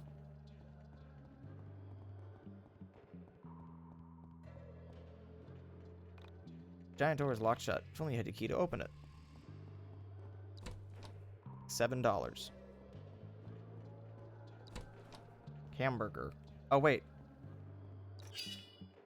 Nice. Hamburger. How did I not pick that up on accident? I didn't even see the trash can in the corner. I thought I was inspecting the stack of things.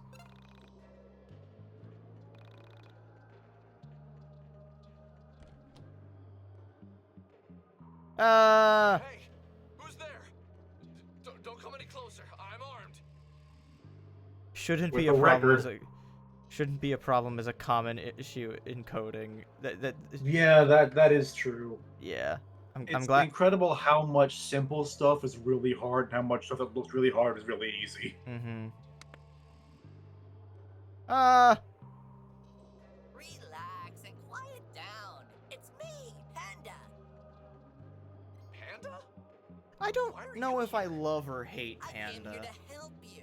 Like, even in the original, I thought he was a little annoying, but I kind of liked him. That's good to hear. But it is also just Did you have in mind? an excuse for Alex to talk to himself, sort of. I can block I don't know. oncoming enemy attacks and create barriers between you and many He other is obstacles. funny just as a concept. My shield makes me very heavy, so you can use me to hold down switches and to clear small gaps by stepping on my head. Why did the sexy horror gacha game become so huge all of a sudden? There are many. To summon me. Because it got an English release. Yeah. To call me back. Also remember that some weighted switches will have reverse effects if you take me off. So press the summon you and press it again to take you back. I don't know. I think they. I hope so, Alex. I think they added that line, or they muted the button name. Want me to explain this entire thing again? Okay, he was a liberal arts major. That does sound familiar. Yes, please do. Oh fuck, it's just the same. I thought he was gonna have some snarky comment. Alex now has access to the panda barrier.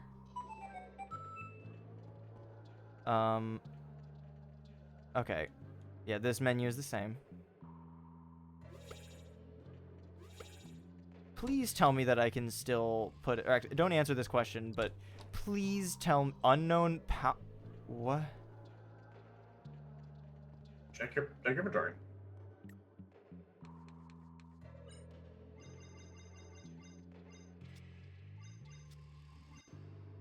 What? It's a hat! Wait, is this power?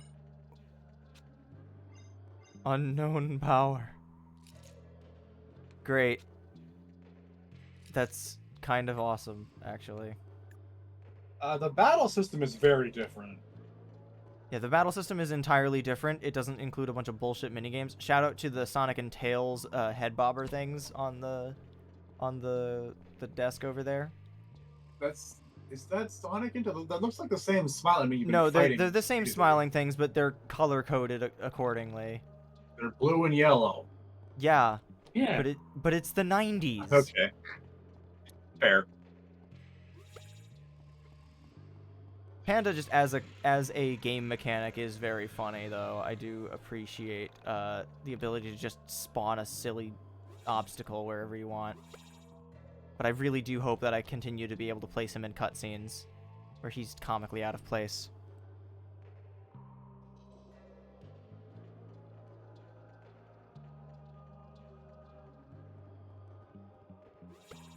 I imagine that Panda is exploited a lot for speedruns. The ability to freely place an object anywhere you like is a very broken tool, and not a lot of games have the dexterity to use that very well. Like, not even Breath of the Wild is able to, or like Tears of the Kingdom are able to completely seamlessly integrate that shit without it being exploited for bugs in some fashion or another. And yeah, Nintendo... Physics are incredibly complicated. Mm-hmm. They are going to be bugged. Mm-hmm. That is the nature of things. The physics being bugged, I am willing to forgive. I'm not willing to forgive if the menu bugs out, because that really should be like, especially for an RPG, that should be, like, #1 thing that you figure out how to do making your RPG. I don't mean to keep harping on the menus and how they were freaking out when I initially played, but it was really the single most aggravating thing about the game, which is saying a lot, because a lot of stuff aggravated me.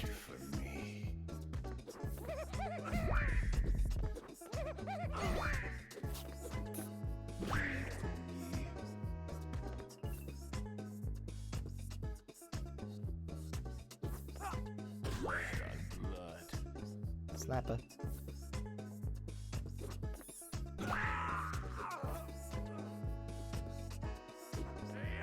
That's a pretty solid pain sound, though. Yeah. I like that. You're not doing great. Is that his only line, though? That's a problem. Hang on. Hang on. No, that's not the button I wanted to press. That's fine. If I die, I die. I guess I don't die, then. Nice. You won with 0 life left. Nice. Alex bleeds to Alex death on the kills floor. a rat and just falls over dead. Okay, well, it knocked me up to 1, so that's fine. Alright, okay, so I was looking at the wrong spot. That was on me. But I thought that the only description for this item was just going to be a nice cold fizzy beverage. I didn't process that the item's, like, statistics was at the bottom of the rest of the screen. So I just thought that was the only description it was going to give me. It was just like, you can drink this soda. And what does it do? It's just a soda. But no, it was actually, like, reasonable. Heal. Yeah, how's it going, my stinky pinky? I feel like, I don't mean to be so cynical, but I kind of feel like I'm waiting for the other shoe to drop. We played the original release, well, not the original release, but like the 1.2 whatever version of YIIK years ago. Yeah. Did not like it very much. Yeah, it started out as a joke because I told my friend Quark that I would not play, or like, that I have a list of games that I would only play if someone, like, paid me money, and then she paid me money. I can't speak to... Oh, no, I can. She narrows her eyes and looks at Oh, now this part is voiced. Oh, hey. He is so tall, she seems to be looking far overhead. Their eyes meet. The young man smiles. His smile is meant to show he means no harm. Through the eyes of a high-flying dawn bird. I think if you ever were to give this game a try, Pinky, this would be the version to do it. Or, like, now that it has had, like, a complete overhaul. What are you talking about? Because then you can appreciate the things about it that are interesting, rather than just getting bogged down by its reputation. Well, okay, its reputation is still definitely there. We pretend to not see the eye of providence. You mean that thing? The eye of providence is a symbol showing an eye often surrounded by rays of light. This is a completely new... This is called YIIK 1.5, or YIIK I.V, if you will. Bye! Bye. I don't know how, but somehow making her fully voiced made that scene funnier. Because then it seems like Alex should have had something to say to her just doing that shit. I don't know what yeah. made me do it, but I poked the giant eye.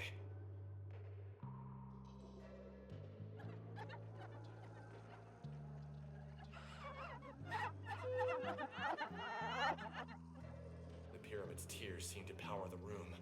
What the hell is going on here? Fair.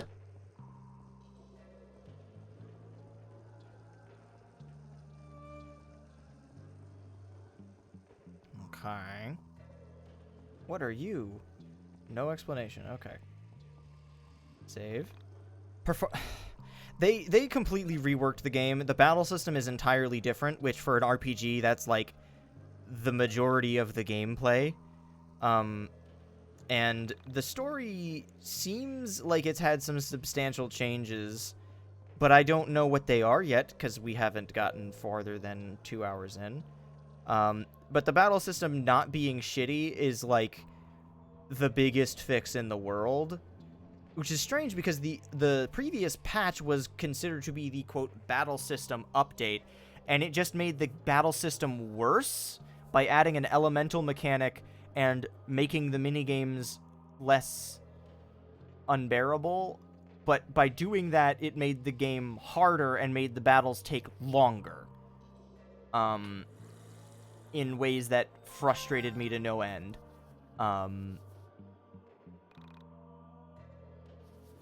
Yeah, there's a lot of new stuff in this version that, like, you can find older versions of the game if you wanted to, but don't bother. Unless you're just curious about how it was. This game does love to hear itself talk. Yeah. I saw someone in here. They're dangerous, that's for sure. Good lookout for a man with green eyes. You are not very dimly lit, my dude. You are fucking like a beacon. You're being filmed. I've been wandering through these woods for days. I came in through the window over there to find my friend, but she's nowhere to be found. Sparklingly Entitress? I bet she follows some stupid guy here. So based on my knowledge of the previous version, these are probably other versions of Alex that are all going through the same stupid bullshit.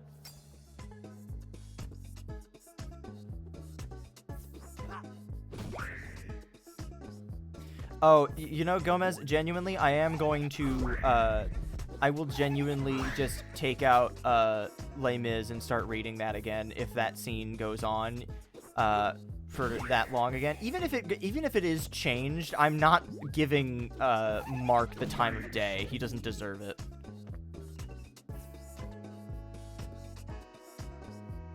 It wasn't even about music trivia is the worst part. It was, like, just, like, annoyingly annoyingly long stories about shit. Like if it was on the kind of, if it was the kind of weird non sequitur conversation like Iris in the Somnium Files does about like Egyptian gods and whatever the fuck, like that'd be one thing, but like it's not even tonally in line with what the game or with what the rest of the game like what else the game is supposed to be like. It just felt like it was wasting your time on purpose, which, to be fair, the game also did a lot of that on accident. Wonder why no one on Twitter complained that Mark's story includes Murakami references. This isn't because it wasn't verbatim text. Well, if it was verbatim text, then that's different from the way that it's presented elsewhere. And initially, again, there was no reference to the fact that it was from something else, other than Alex saying that he likes Murakami. But again, it just, I don't, we already talked about this. I don't want to go back on it. We're gonna, if you keep talking about this, we're gonna go around in circles for 4 hours. Yeah.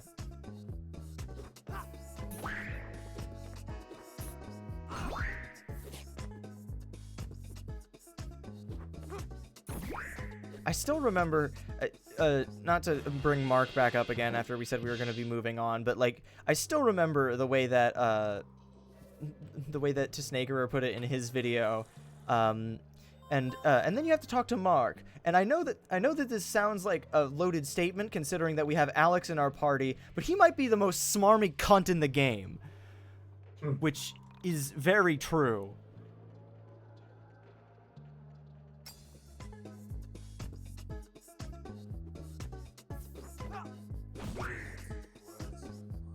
The game just wastes your time. Quote, no, not really. I extremely disagree. That segment was explicitly a time waster. Wait, about whose video? Tisnakerer is the name of his channel. He did a whole video on the original version of YIIK. He did say in the video he was going to wait until the update came out, but then he was losing faith that it was going to happen. And then he said, we'll see in the video about if he would come back to it. And apparently on Twitter, he said that he had no interest in looking at this version. I don't know if that's changed since then, but he might just be like me, where that the initial reputation was so bad that he might just not want to dedicate the amount of time it takes for him to make a video on it, which is a long time because his videos are very in-depth. Too afraid to look beneath the surface. Well, good. I shouldn't, because it's a grave.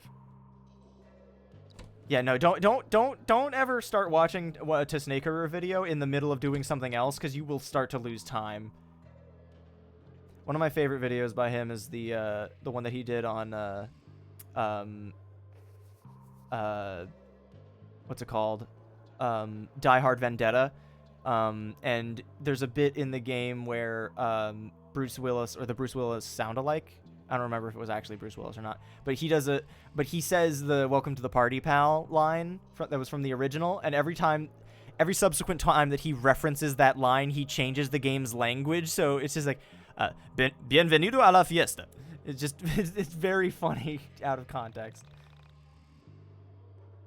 Someone turned off the sun. The cold is bad. Bad things happen in the cold. Thanks. Okay. Oh, it's you. No. Jeez, the baby. I don't think I The box in will. the top right corner is a camera feed from that weird bald guy on the roof. Mm-hmm.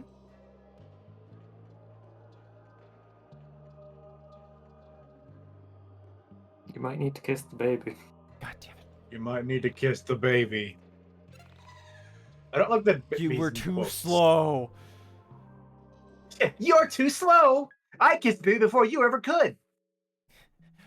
Remember when you were blocked off, the path was blocked off by a giant baby head and it said that you were too slow to kiss it? That was me! I kissed the baby head! It's just that fucking, the anti-flash meme. If you don't know what I'm talking about. I was trying to be Sonic. No, I know, but I was combining it with the anti-flash meme and Sonic. But if you don't know what that meme is, it's so stupid. Is it anti-flash or nega-flash? I don't know. I don't know shit about DC. I think it's pretty sure it's Professor Zoom. Or is it someone else? Professor Zoom. It wouldn't surprise me if there was an anti-Zoom, or if anti-Zoom was his name as well.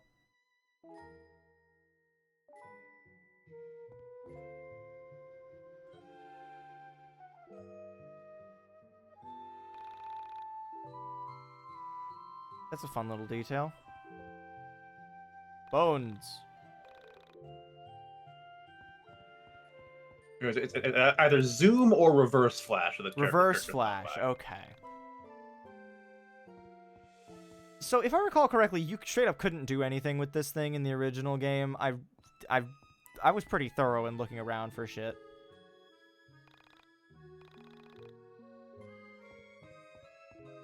And I remember coming back here at the end of the game and still not having any means to interact with it.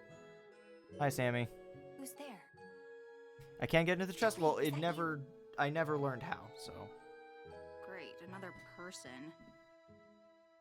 Part of an Onism side quest? Well, if I recall correctly, I did all the Onism side quests that I physically could, except for one that broke on me. So I feel like that's on the game. I could also just be not remembering that I opened the chest. Did you come through the elevator too? It has been years since we played this original. Yeah, it's been like 2.5 years at this point.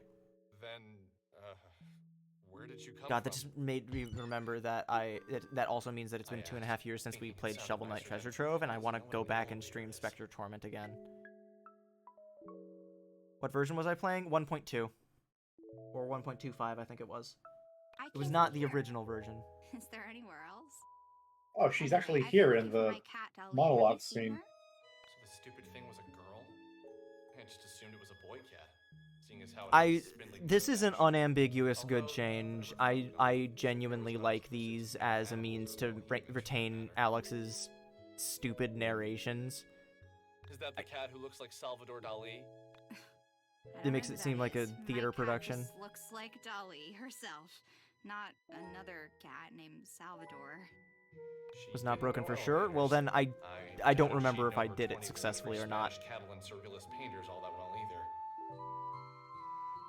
I did notice that your name wasn't a new follower, or like new chatter thing, Pinky, and I recognized your name from somewhere.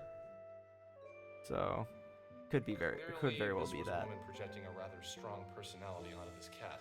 Certainly possible. She took a deep breath and said, I don't mean to be speaking over the game, but because I usually like to let games speak for itself, but this game is also so chatty that I wouldn't get a chance otherwise. And the dialogue itself seems mostly the same. So I don't feel too bad about it. I waited for a moment as she processed what I said. But, you know, sometimes just letting the game speak for itself is also nice. Plus, I can't yap the whole time. Why not? Because I'd run out of air. Without saying them. I could go get my trumpet and just start practicing. I don't have to help. I just thought you could use an extra pair of Not that that would help with the air problem. It's not that. It's okay. Forget it. Hey now, that's lame. You can tell me anything. No judgment here. No judgment. So, one... Great lie. I like a good liar. Hey, I'm serious. I didn't mean anything by that. It's not you. That wasn't fair. The... It's just...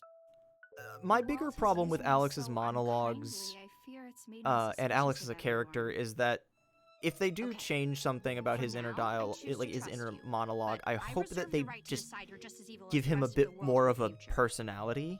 Sounds like a fair deal. Because my name's Alex. a lot of his whinging leads nowhere and doesn't tell us anything about him that we don't already know. I don't know. I like reading books where the protagonist has a lot of thoughts about how horrible they are. That's one of the reasons that I've enjoyed the Johnny Truant sections of House of Leaves, where his life is just fucking falling apart. And it's unreasonably funny to me in a lot of ways.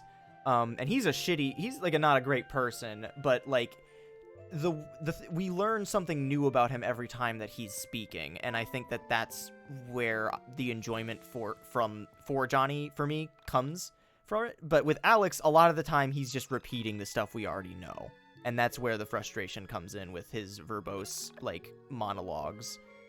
But if they keep the verbose monologues and, like, give them a little bit more to say, then there's nothing wrong with that.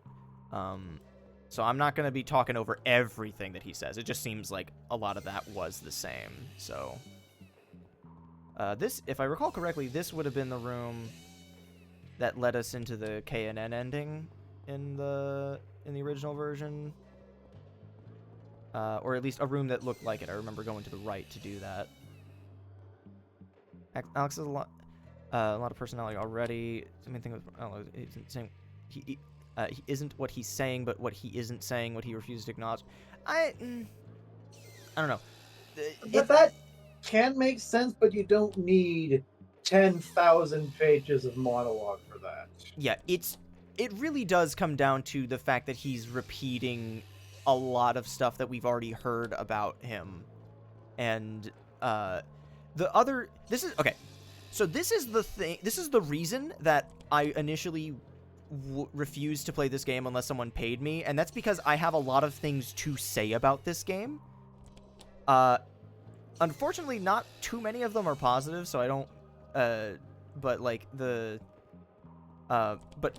it's one of the reasons that me playing this game makes it difficult, because it's hard for me to explain all of my feelings about it. Okay, I don't know if that was intentional or not, but the way the camera phased through Alex's model there was kind of cool.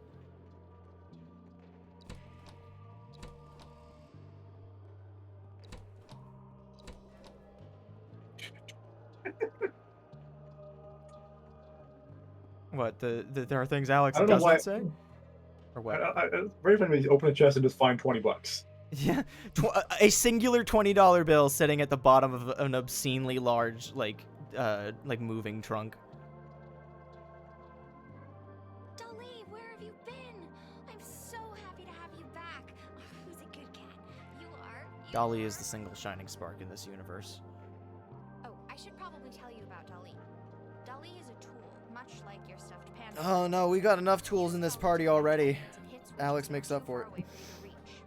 Dolly can jump, so don't worry about her falling down. But yeah, Snakerer puts it best in his video.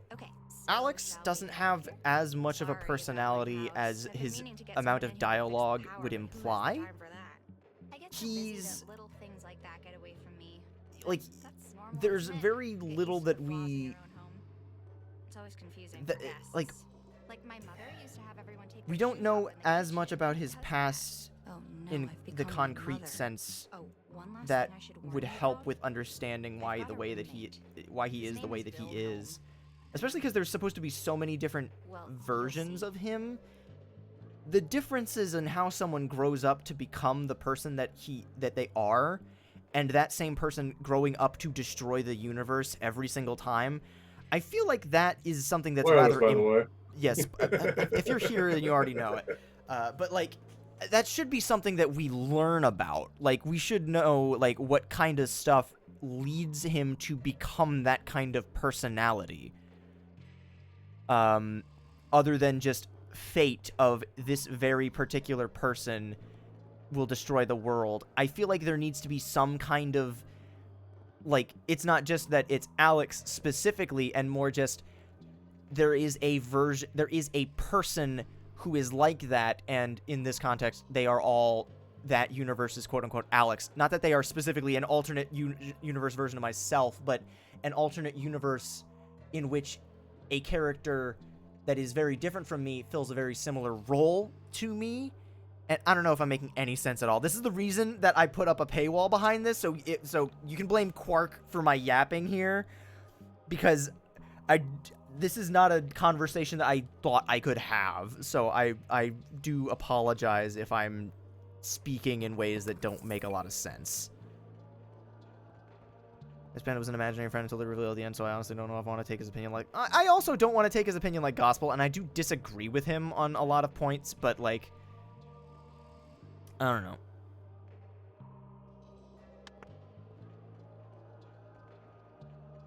Oh, nope, that's just backwards. Duh.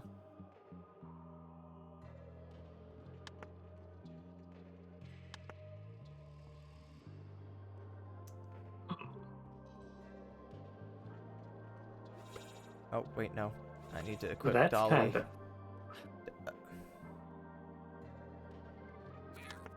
There we go. Using the game mechanic. Oh, hang on, I gotta... Ah, skydive! Oh.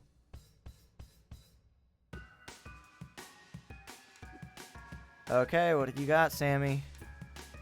Rally, cat burgle. Cat Okay, burgle. That's great. I like that, actually. Oh, I thought you said the cat to do it. I mean, she's Burgle also burger. using the cat. It has almost double your health. She's just a higher level than me. She also doesn't have any card. It's probably not great. It's a 25 PP. How is she bleeding if she has a card still? I don't know. Is that like a battle effect that we haven't seen yet? Or is she just made out of glass? Okay, you don't have to throw your cat point blank. Cats are pretty good at hitting their targets.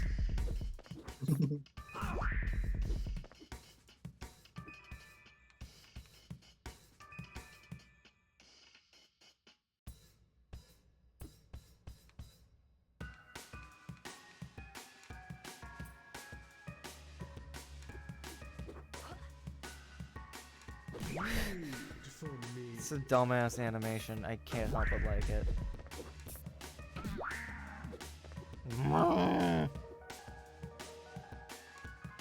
Yeah, I did see that it said that, so might be good to do that. Actually, have Alex's Carta been destroyed? No, because he hasn't gotten the bleed for me. Well, didn't he have... And he's not like... He has a different animation, too, and he's like, Yeah, clutching yeah, his no. arm and leaning down. Cat scratch. No, I think that's a cat attack. She doesn't got Hadouken pose when she throws him. Yeah. It's definitely intentional. Ah, fuck it. Just throw that thing. Just throw that shit away. You don't need it. Throw away your heart. Probably should have used that sooner when there were more enemies. Don't worry about it. He's fine. He's just. Sammy bleeding a does seem to little have stopped bleeding for some reason. bit. Piercing. Excess sent to room. Okay. Alright, let's go back real quick and heal at the fountain, if I can even get back there. Heal thyself. Heal thy burgers. Nope, I can't. I might be fucked. That's fine. Meow.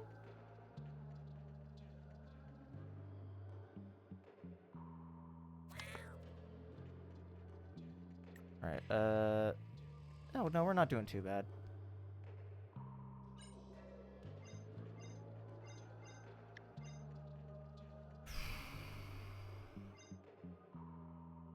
Alex must close the fountain. Shuts down the water fountain. Skull. The skeleton appears.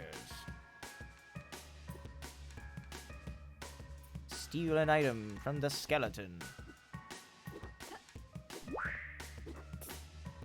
Cheeseburger. Cheeseburger. No wonder it's a burglar. Well, that's not great. Alex absolutely would not close the Dark Fountain. Unfortunately, comparisons to Undertale and Deltarune, well, less so to Deltarune when we initially played it, we had a lot to say about, hold up. Where the fuck is the Skull's life bar on the right? Maybe it doesn't have one? No, it has it, because if you look on the left, it shows life 1 out of 3. So it has health. I noticed that earlier as well. There was an issue with with something popping up, and I thought it was just something unique to that fight.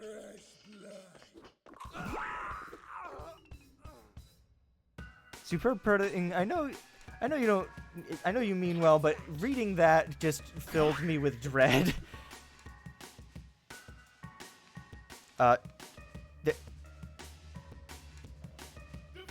Everything's dead. Oh no, I thought... Did it not vanish?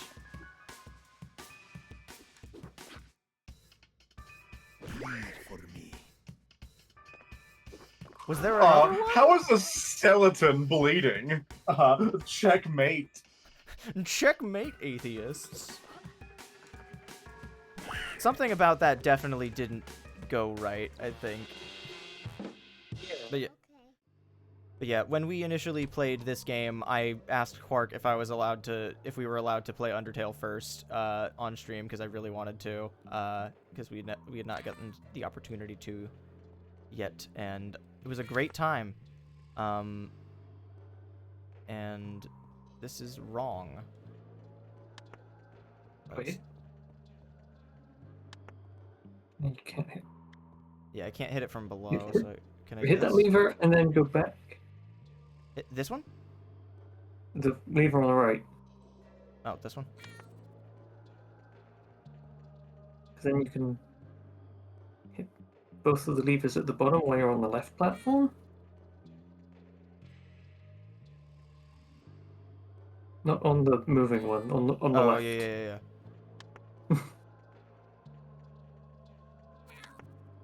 There we go. There we go.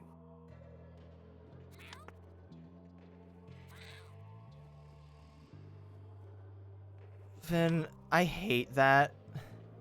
I really do. Because I don't know if I can even say that. Just from what I know about YIIK.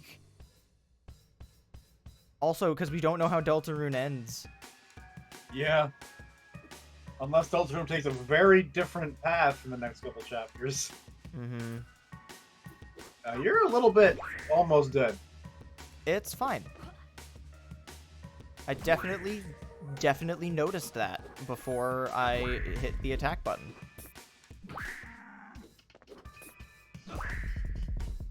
This is a very normal situation to be in. Hi, Sammy. It's not the first time she's going to be mysteriously whisked away in an elevator thing. Unless something really different changed in this story. Not good. Don't like that. Cheeseburger. Heal. Vin, don't say those things. Don't make me. Gengar's trapped in the corner. Gengar's trapped on an object. No, never mind. Okay. This is the Steam version, yes. I would not plague my Nintendo Switch with this. Also, because that was the version that... Nintendo Switch 2? Yeah.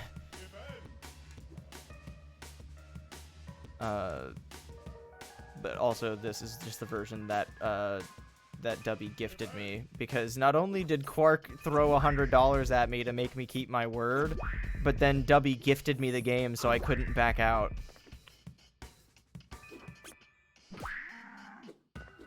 Didn't I also give you the PC version of Baron? You did, after we realized, or after we assumed that the frame rate adjustment thing that you can do in the PC version was necessary for the speed run tech. It's not apparently, but it does make it different. It does make it easier, which is rather useful. And I do kind of want to get back to attempting a speed run at Balan sometime, because it was kind of fun.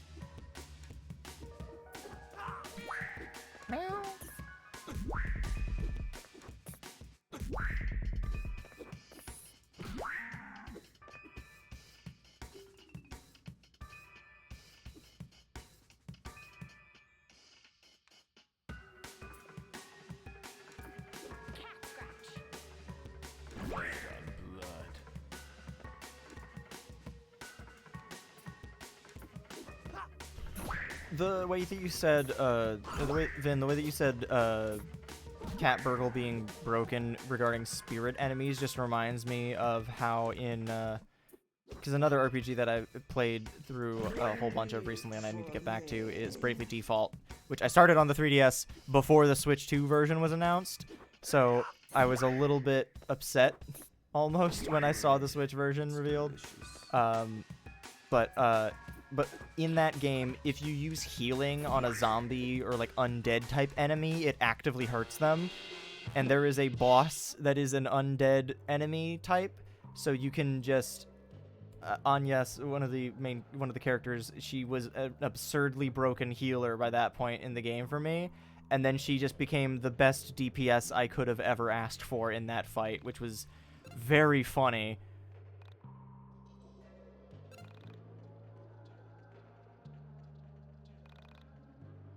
You know nothing about Bravely Default? I would recommend it. It is a good time. It's probably the best Final Fantasy game that I've played. Okay, that's kind of funny that the preview window on the right is Alex's reflection in the vending machine. Hey, Mush.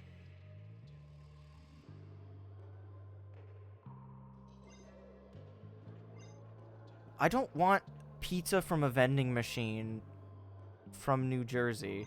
Oh. Can't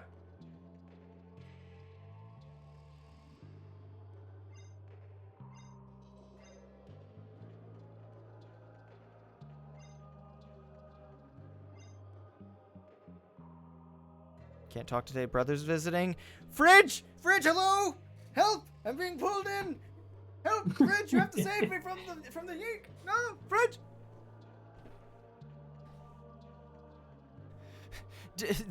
Not the old abandoned factory. That's fine pizza, but the moment that factory is located in New Jersey, it becomes a problem. How much is that? $15 for a healing item that good? That's absurd.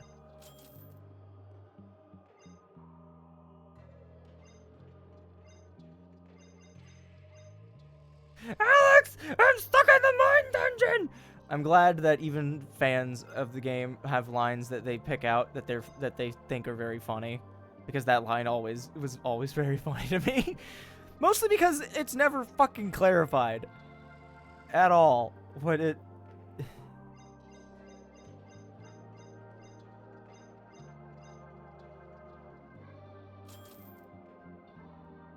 Whoa.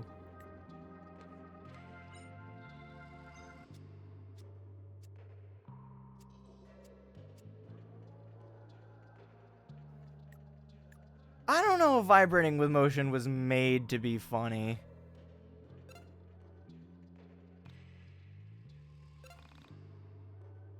For some reason, in some people's streams, I see same bugs that don't appear in other people's streams that also appear in your YIIK. I first suspected that they pirated the game, but since you said it's Steam version, I don't know why these happened to you. I'm gonna be honest. I'm fully convinced that it's cursed. But also, like, my PC is not super high end, but this game's specs are nothing special. Oh, hey, it's the original title screen. This must be great on the bit rate. I can actually parse what the words on the static overlay are saying now, but the fact that I wouldn't be able to read them if I paused it is probably not great.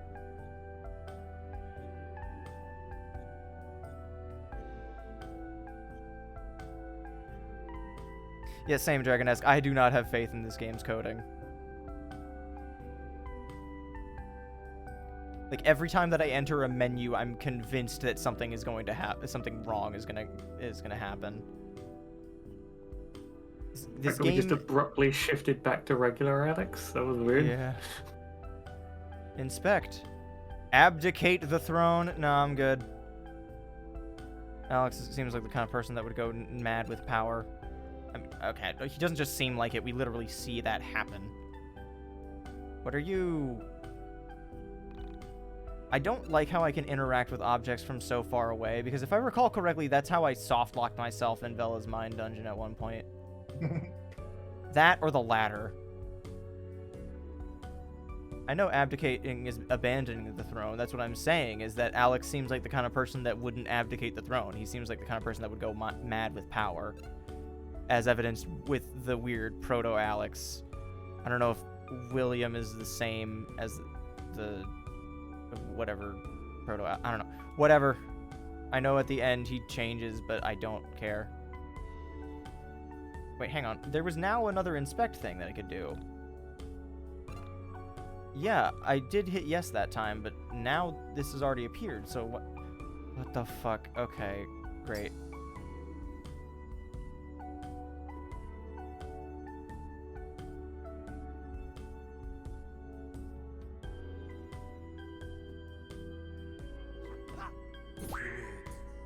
William isn't Proto-Alex? Well, I'm fairly certain that his model is next to identical.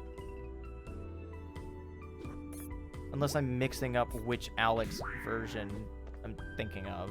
I don't know. I didn't... What the fuck, vampire? Yeah, Mush, this game's battle system is entirely new. I knew that it was going to be new, but it's actually, like functional now. Which is way better than it was before. There's like a equipment as a lot of equipment. These cards serve as basically your armor, and once they're all broken, you go into a bleeding state where you lose health over time. And a vampire shows up and goes, "Bleed for me." Yeah.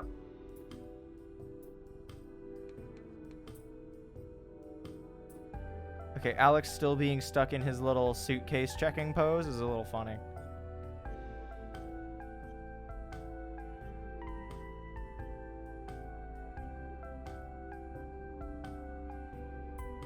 Yeah, if you guys know something definitively, please don't actually tell us answers to things.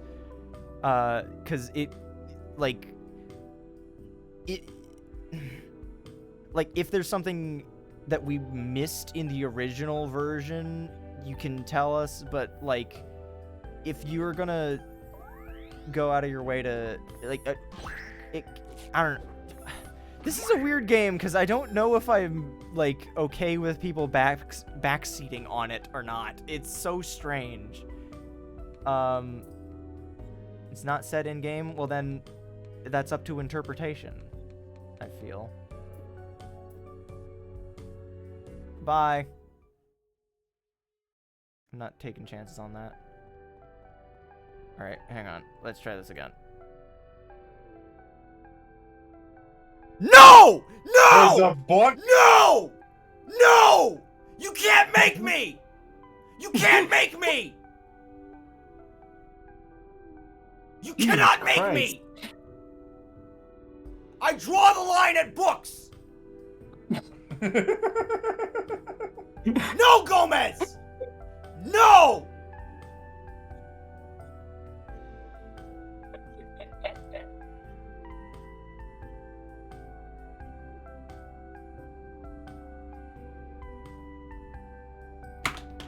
I do have a throne, but I don't think I have random gifts enabled because I don't want people buying me like lingerie as a joke or something. Street beat Alex. I'm going to kill myself, Gomez. Yeah, no, genuinely, like, if there's anything critical in those books, fuck that. That is just not the way to make a video game story. I can read them for free? Well, they shouldn't have crucial information in them regardless. Okay. When it comes to things being up to interpretation, I'm okay with that, but, like, there's a very fine line when it comes to, like, I don't know. I'm not opposed to this game having books. It's just, it's uncanny how there are two distinct games that I've played that are notoriously bad, and both of them have books. And now everyone wants us to read the books.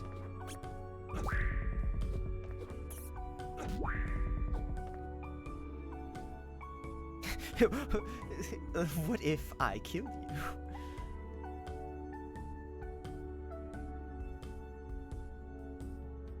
I don't know. Like, I'm willing to accept that William and Proto-Alex would be different characters, but they look exactly the fucking same. And I immediately did not believe that when you said that they were different characters, I did not believe you. Because I'm gonna be honest, everything that Proto-Alex was saying and doing at the end of the previous game made him seem extremely scummy, and, you know, kind of seems in line with what William is doing there. And everything in the promotional stuff where I was looking at William, I was like, oh, cool, Proto-Alex is actually being, like, integrated into the story before the end of the game.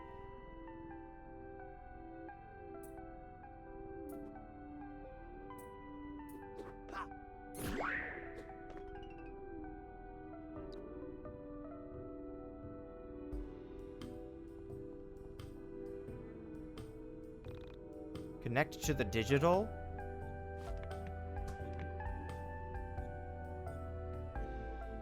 Nice. Great. I plugged it in.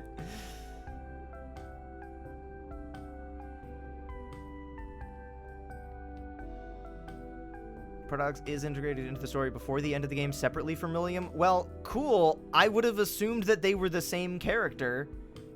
And, gonna be honest, in the future, I'm probably going to think about that as two trains of thought, where it's like, okay, this is when it's William, and this is when it's Proto-Alex, but I'm also going to be thinking about it from the standpoint of them looking identical. Because, like, I don't know, who was it that specifically said,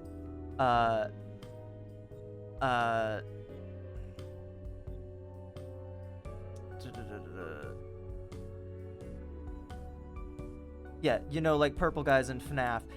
That was bad in FNAF because FNAF doesn't know how to tell a story in a concise way, to the point that when they were doing like what was sort of the original finale with Pizzeria Simulator, they changed Afton's color from purple to gold so that they would know that it's a different person, because they realized that was a shitty way to tell a story.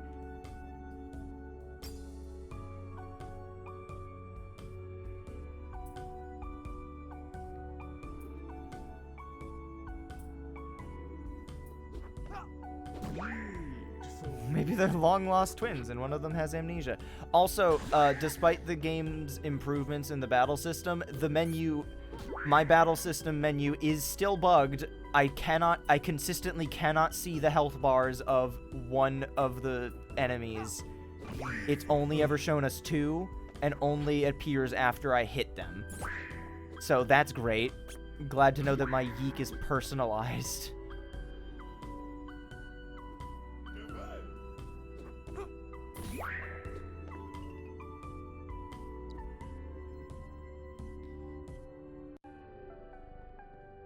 Like, I don't have anything against the characters being connected by any means. Like, that's not bad. But, like, if the models look as similar as they do, and I immediately just assumed that he was the same character, that's kind of not great. I know they have different voice actors, but, like, Proto-Alex and Alex had different voice actors, and, like, it also wasn't... I don't remember if the other Alexes were also voiced by Chris Niosi. Yeah, we'll see whatever reason it is. Despite everything, I do want to see what this game has to say for itself.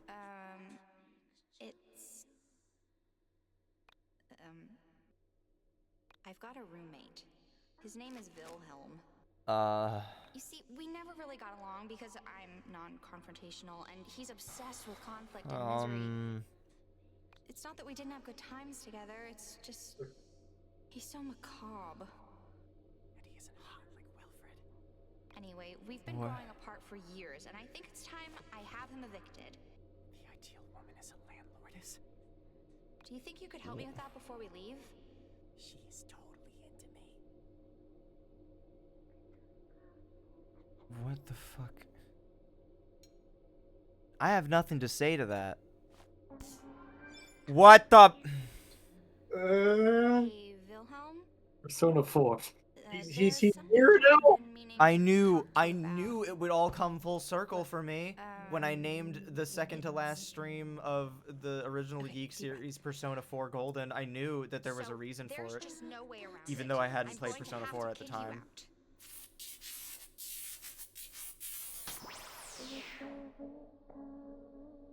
Why? Pro, are you actually here? Are you an imaginary friend that we have now? I do appreciate. Good question, Dachi. Why does Alex? Yeah, What? he did that. He did that earlier when there was the mystery woman, the mystery woman. Yeah. Fuck! I actually messed up my throat a little bit when I yelled earlier. Wilhelm has 3 old men doing a funky jig. She said yes, Crow would appear in this battle as a party member. Then why did he come through the TV if he wouldn't be... What? Whatever. I'm glad to know that my choices are actually changing things, though. I always appreciate that. Oh my god. Dragon's max HP went down. What? Oh my god, you're right. What the fuck? Can I burgle? The Carter she had increased max life, I guess. Wait, but I thought the life didn't matter what you still had cards? I'm not going to understand this battle system, I guess. No, the life does still matter while you have the Carta. Hang on, does gauze repair? Yeah, it fills all empty Carta slots with bandages. Stops bleeding. Alright, well, let's use that on Sammy then.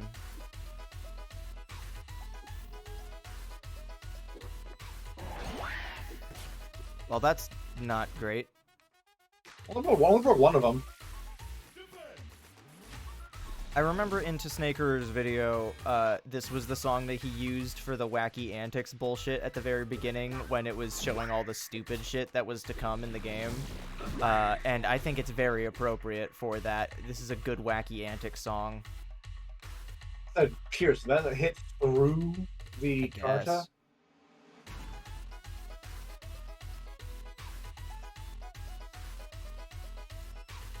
Yeah, I can't even tell Dragon S. Oh, man. Supreme Slice on Alex. Sorry, I'm concentrating on so many things right now that I'm having a little bit of a hard time, like, coming up with battle strategies at all. Like, I've been... Hit robot with CD! That sounds like a good idea to me.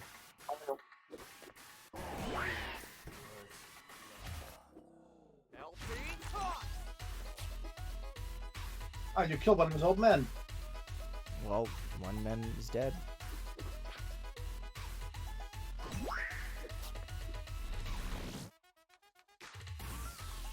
I don't. It's about to hit you hard. Yeah, I don't think there being any. Like, if there's like additional reading that can expand your understanding of something, that's not inherently wrong. My issue with the use of books as like an expanded narrative thing, like with Balan Wonderworld, was where there were plot elements in the book that were not present in the game in any meaningful capacity, and I obviously can't say if that's the case with this, nor do I want an explicit answer that either way, but it is kind of strange. I don't know. I'm trying to think about battle strategies at the same time as I'm trying to voice my opinions. This is exactly what I was talking about when it comes to... Yeah, the Balan Wonderworld life novel sucks ass. You're good, Vin. You're good, Vin. Don't worry about it. I hope I haven't been so negative as to ruin your experience watching me play this, though, because I do... Despite everything, I do kind of want to give this a fair shake.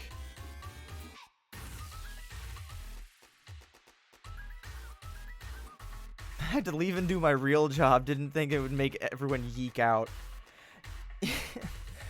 Oh, man.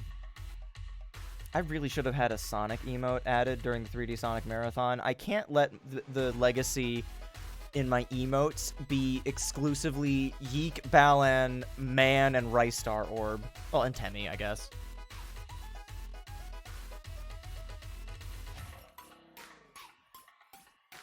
Part-time YIIK story?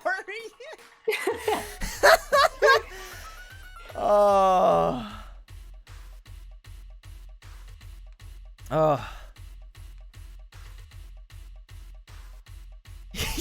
Exactly, Dragon-esque. That's exactly how it happened. Okay, alright, hold on. I gotta fucking reorient myself here. Okay. This thing's about to fucking kill me if I don't do something.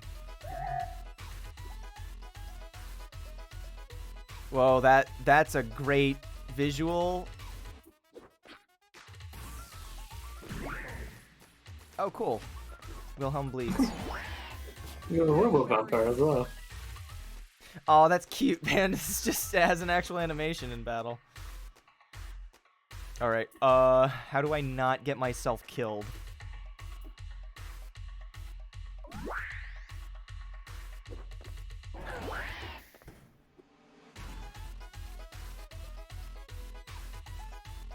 Can't believe the social justice warriors got to YIIK.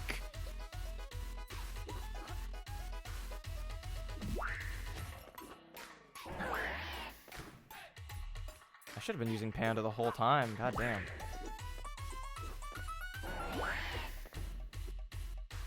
Oh, Panda's dead!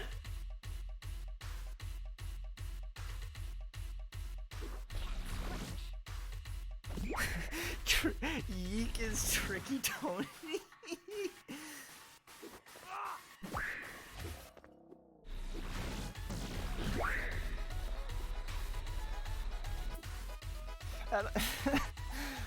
Oh man, Dragon-esque, I love having you in my chat because you are always very you know exactly the funniest way to phrase something. I love it when my chat can be entertaining when I don't have the words to be.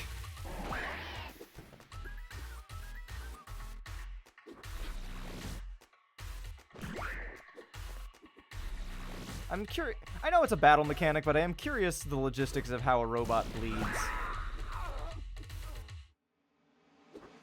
There's one hell to kill it. And how a robot has a skeleton inside. Why do robot have bone in it? Why do robot have bone in it? Blessed are those who dry their feet of the blackened pond, for they will inherit the question of reality. Thanks, you did nothing, asshole. My work here is done. He literally even has the black mask for it too. God damn it. God damn it. Oh wait, please. Please. Yes! Yes! Yeah! Yes! Ragdolling body parts are still here. Fuck yeah! Despite everything that I might have been assuming going into it, I am glad that Andrew Allenson seems to like allow things that people might have made fun of in the original release. I'm glad that he allowed some of those things to stay. Just from the standpoint of like regardless of how my opinion of this game will shape up, I am starting to feel more unambiguously positive towards the fact that he wanted to do this, as opposed to before where I was like, you're gonna want to 3 slice. I'm never doing that again. That was so many healing items. But yeah, I am like before. I kind of was saying like it feels a bit like he's choosing to deliberately stay in a bad headspace by going back and working on a game that he was in a very bad headspace when he was initially making it, because with his mother's health issues and her passing away and that whole thing. Because I would if I was in his shoes, I probably would have rather just finished the game, and even if it got negative criticism, I would have just moved on, whether that means just making a new game or quitting the game industry. I wouldn't have the wherewithal to go back and reintegrate with that same thing. What do you mean? But I don't know. It's again, it's really hard to explain. What? You live in this shithole? That's not very nice. I'd never call your house a crap hole because I have manners. Ever heard of them, Alex? Sorry. It's just not every day I meet a girl who lives in an old factory. I don't see it that way. I almost feel as if the factory lives with me. As if the factory, just like Dali, is part of me. The factory is part of you? I appreciate that they made. I appreciate that that they did a new version of Sammy's theme for this cutscene. But I really can't ignore how much her theme is reminiscent of the love theme from Final Fantasy IV. Like, it's just kind of. I reflected on her words. Specifically in relation to two brothers and the plagiarism shit. For that, in that regard specifically, it's weird. It's sounding like it doesn't have a problem, but, you know. Something about her compelled me. Pieces of her story started to fit together in my mind. Well, at least that's what I thought at the time. That is impressive that they coded all the cutscenes from scratch for this, because that's kind of, yeah. In my head, her story went something like this. Sammy was homeless. A runaway woman who was trying to escape hard times. Someone who had found refuge in her cat. Maybe the only thing left from her previous life. All that said, though, Superb and Vin, I do... Still, I could tell I was missing actually, no, I don't even know if I would say that. There's that one clip from the Dick Show where he says, "My mistake is thinking that video games are art," and da da da da da. Like, I was gonna say that I still kind of hold that against him, but I think at that point he was just kind of in an emotional state, and I don't. Looking back, I don't blame him, but it is an extremely hostile thing to say. Is that your hobby? Is what my hobby? Staring off into space and screwing up your face. Okay. To say, I like that she's on the stage for this, but I kind of wish that this was the first time that she stepped onto the stage to say that. Like, she's just butting into his thoughts here specifically. That would have been a nice touch. But I did like that she was there earlier. Hey, I don't make that fit. What?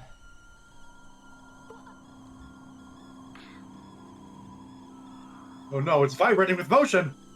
Oh no!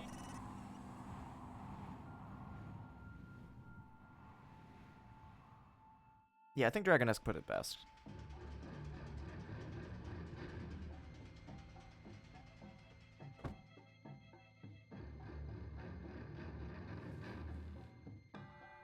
That said, despite everything and all this game's improvements, I'm gonna be perfectly honest. I still think that the way that they handled Sammy specifically needs to be handled differently or changed in some way, shape, or form. Because the initial way that Sammy was being used in the narrative and the kind of things that they said about her, about how, what's wrong with Sammy? Quote, her suffering was instrumental to the development of the game in regards to the real woman who lost her life, Elisa Lamb. Like, there needed to be a different way that was expressed or something. I don't know. Maybe my opinion will change later, but that still feels very wrong. Where did that quote come from? I'd have to check. It was in the Snaker's video, but again, I don't believe every single thing that he says verbatim, but that particular line always stuck out to me as being really, really bad. I'll look into it. Also, I will give the game props for that. Alex did genuinely look really distressed there, as opposed to before where, again, I said this in the original playthrough. I promise I will shut the fuck up about the Snaker video, but I think it was in his video where they played that scene and then he played the clip from Willy Wonka. Stop! No, come back! When he just reaches out his hand, really apathetic looking. I do think that the cutscenes in this game are very impressive, especially with the knowledge that they were coded by hand. The game saying that people who... It was a Reddit comment from the studio. Okay, yeah. No, the game saying that obsessing about it is not... Like, that's not the problem. My problem is specifically the fact that that was their justification, and then Rory explicitly acknowledges a very, like, basically saying exactly the same kind of thing with a water tower later in the game, and it's much more, like, realistic and all that. Like, if they wanted to take inspiration from that and how they said, like, playing Internet Detective led to, like, a bit of a downward spiral in some regards, like, that's an interesting idea for a story. But I think the fact that the story in question is so clearly based off of a real-life person's tragedy who was, like, not even... like, whose relatives are still alive and could very easily come across this, like, as unlikely as it is, because I believe it's mostly her, like, her parents and stuff. Like, it's just I would be pissed if I found out that my dead daughter was being used in a video game to tell a story. Like, I don't know. Like, there's a line with these kind of things, and I do think drawing, like, games imitating real-life tragedies can be done in a meaningful way, but I don't think that in this instance it was handled very well, nor did they talk about it in a good way. Specifically in regards to that one Reddit comment. Is she listed? No, tonight's auction isn't her. It's something I don't understand. An abstract desire. I really don't get this one. It's not anything you or I could relate to. So, is your plan working or not? Oh, I don't know if I'd call it a plan yet. My forum's grown, so something is happening. New crowd isn't great. Edgier than I expected. Their reaction to the yeah, Dachi, that's the other thing. Proves it. Onism has gone septic. Birds of a feather.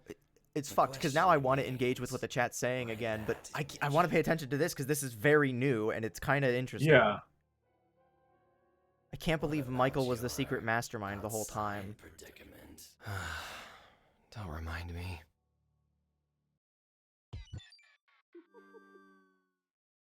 I had known her for less than 2 hours when she vanished from my sight.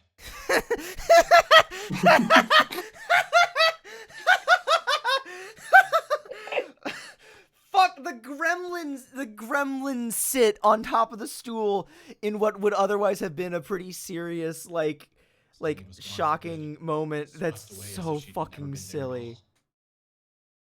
A door into nothing, into a different reality, opened up and swallowed Sammy whole.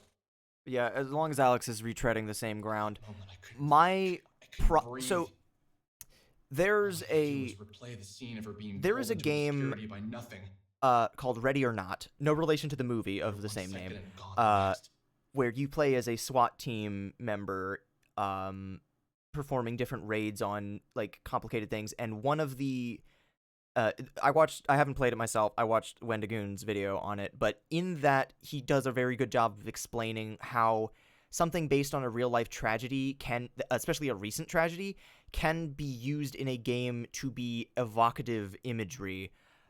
The differences in the way that Ready or Not handles it in regards to a shooting at a nightclub versus the way that this game handles it. And it's strange because this game handles it in a bit more of an abstract way than, you know, an actual nightclub being actually shot up kind of thing. Like, there are, like, you'd think that it would be worse in the context of Ready or Not, but in Ready or Not, they handle it in a way that doesn't try to develop another person's character through romantic interest of the victim. It's done in a way that is showing how terrifying and traumatic it's supposed to be. And in that instance, I think that it's more tasteful despite being closer to reality. Whereas in this game, it feels like by trying to take that real life thing and turn it into a fantasy in a way that doesn't carefully take that into account, it's, you know, like, it feels very uncomfortable. And when you add the romantic interest on top of it, it becomes too much. And I don't think that I think there is an interesting idea for a story in there, but I don't know.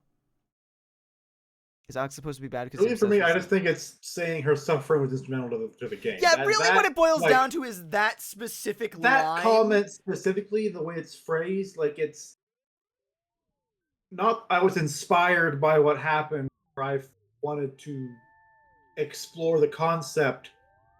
Her suffering was instrumental, makes it sound almost like it was necessary. Yeah. I don't know, it's weird. Yeah.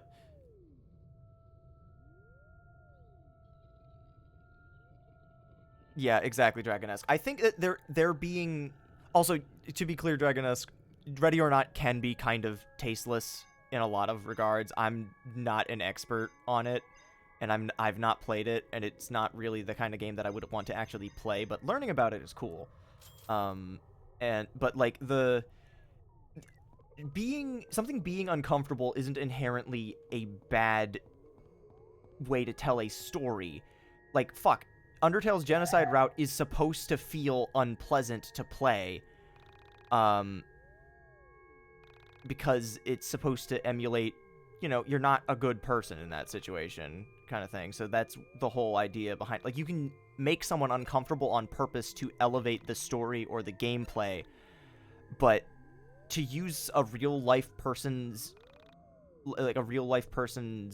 like suffering and death and mental illness for that is not great. And I know that it's also because in real life, Elisa Lam was the subject of this wild goose chase of internet theories digging into her personal life and being way too invasive about it after she tragically died. And I would be mad if that happened to a family member of mine. Fuck, if I was a ghost coming back to haunt people after something like that happened to me, I'd probably... I would never leave them alone. Because that would be so frustrating to me. He's holding the fucking microphone as he goes. please tell me that I can't leave this room until he's done speaking, because that would be really funny. I just found out Santa wasn't real. I couldn't yet put into words what I now understood. Something had changed inside of me. Oh, okay, cool. That's actually kind of a better way of doing it, too. Energetic charge of irrevocable loss, all for a woman I didn't know. Okay, that ghost following me is kind of neat. It was cut with something I couldn't put my finger on at the time. See, when I see stuff like this, this is where I see what they're talking about when it says this is closer to their original intention. Because I can't think of a situation where Alex speaking over a black screen would be the intended vision for it. This is this dialogue playing as you actually walk back, I think is more of the intent. But in the original, it was just kind of clownish. There's a small hidden object in the area with the log. I did check that. I did see the trash can. If there's something else I didn't see.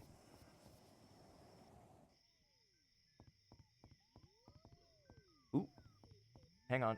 Let me try that panda shit then. Hello, ghost. Nope. Come on. Whoop. That panda jumped up there. That's fine. Oh. Whoa.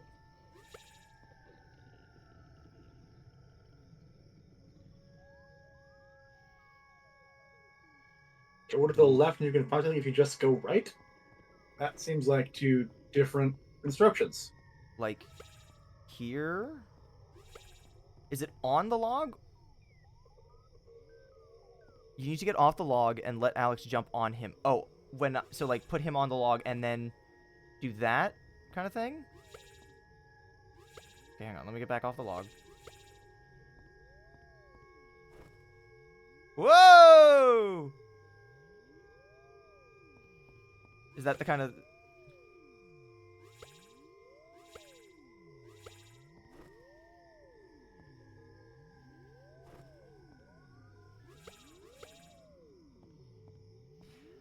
On one hand, I kind of want it, like, if this is a hidden item that they knew about this particular bug and they're like, congratulations, we put a little prize for you there, kind of thing. On one hand, it reminds me of the Mario Odyssey thing where if you use this super specific jump to get up on top of something, you can get a bunch of coins for it. So it's like not like a mandatory collectible, but it's like, hey, you mastered the controls. You can do this. Here's some coins for you. Like a little tip of the hat. In this context, it's very funny because it's just kind of like abusing the game's physics in a silly way. All right, hang on. I'm reminded of one of the worst pieces of game criticism I've seen. That Rain World is lacking the movement system because all the weird physics exploits you can do don't actually lead to anything. Congratulations! Okay, yeah, sure. Congratulations. That is the glitch to shoot off a pole and launch yourself 20 feet in the air. They shouldn't need to account for that with level design. You're using a glitch with frame perfect inputs to do stuff. It doesn't matter. Yeah, so if it was found that would make the most sense. Whoa! There we go. Okay, hang on. Okay, so what direction should I be doing?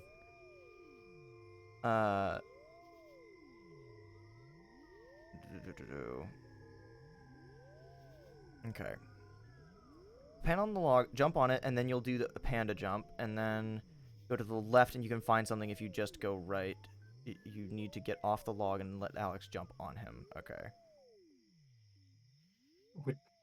Are we going left or are we going right? Yeah, no, that's where I'm getting a little confused. Do I want to jump, do I just... Ah!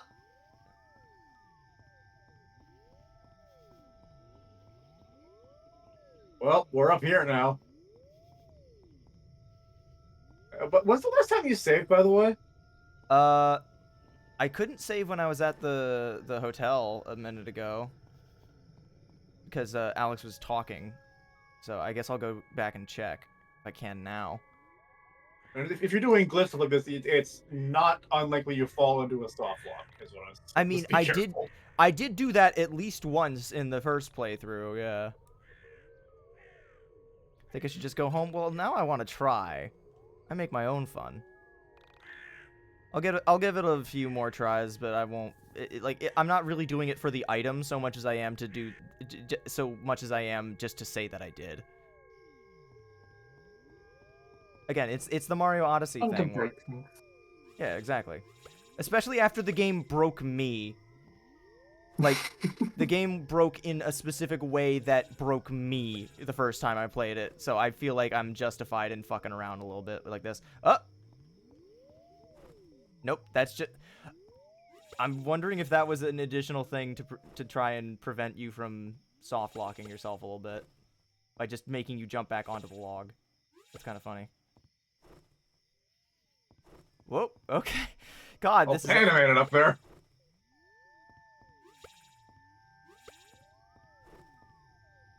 Whoop.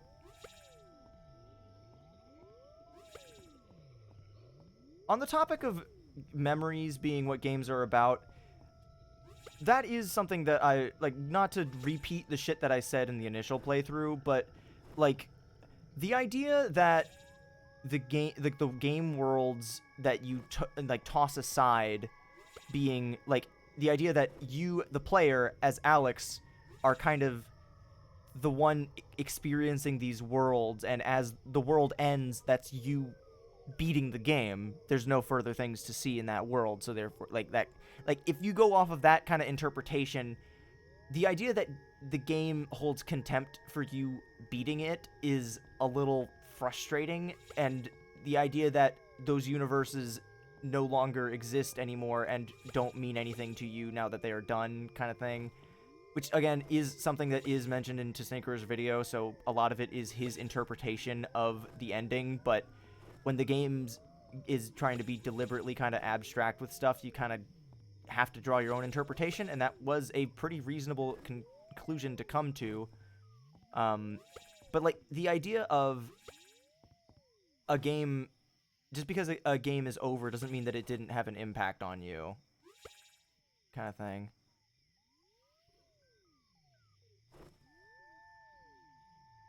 You know what the Y2K bug was, Alex right? is a part of the game. That's the thing that... Yeah. Yeah, and you are Alex at the end of the game, is the thing. And so the whole idea of this interpretation is that you, as Alex, are ending the world by finishing that game, so to speak. And as a result, you... I don't know. Alright, I'll give it a couple more tries and that'll be it. But, like, the idea of the... I don't know. I'm trying to formulate my words before I start talking again. But, like, the idea of you as the player, as Alex, are ending the world by interacting with it and trying to beat the game. That ends the world, and that you kind of throw the game away, and that's it. Because that's what a lot of the Alexes in the weird final boss, like, gauntlet stuff are saying shit like that, where it's like, I just need to consume all these worlds. I need to be satisfied by seeing as many of these things as I can, and then I'll throw them away and all that. And that kind of acting as if that is the player. But when you compare the player to that person by making the player an Alex, and then you look at those things and they are called Alex, it is implying that the player is like that in some capacity, and that makes it seem like the game is attacking you. And then when the game ends, it doesn't make it seem like it's trying to change that opinion of beating the game is wrong. It's not in the same way that beating Undertale feels like you finished the game and it had a massive impact on your life. Now please just let Frisk be happy, kind of thing. It feels more like it's treating you callously for treating things like consumable media. And not all media is created equal. William Shatner's Tech War novels were created to be read on an airplane and then thrown in the trash, as William Shatner himself said.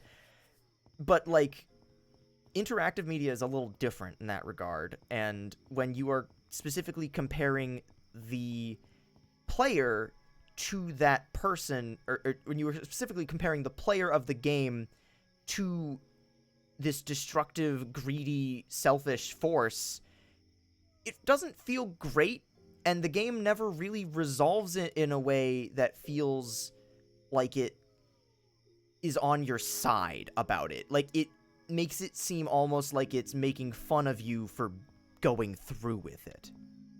And not in the same way that, like, something like Spec Ops The Line does, where the loading screens will straight up say, if you were a better person, you wouldn't be here. And, like that shit goes hard. But, like, in this context, it feels like the game is, I don't know, again, the original game. It feels wrong, you know?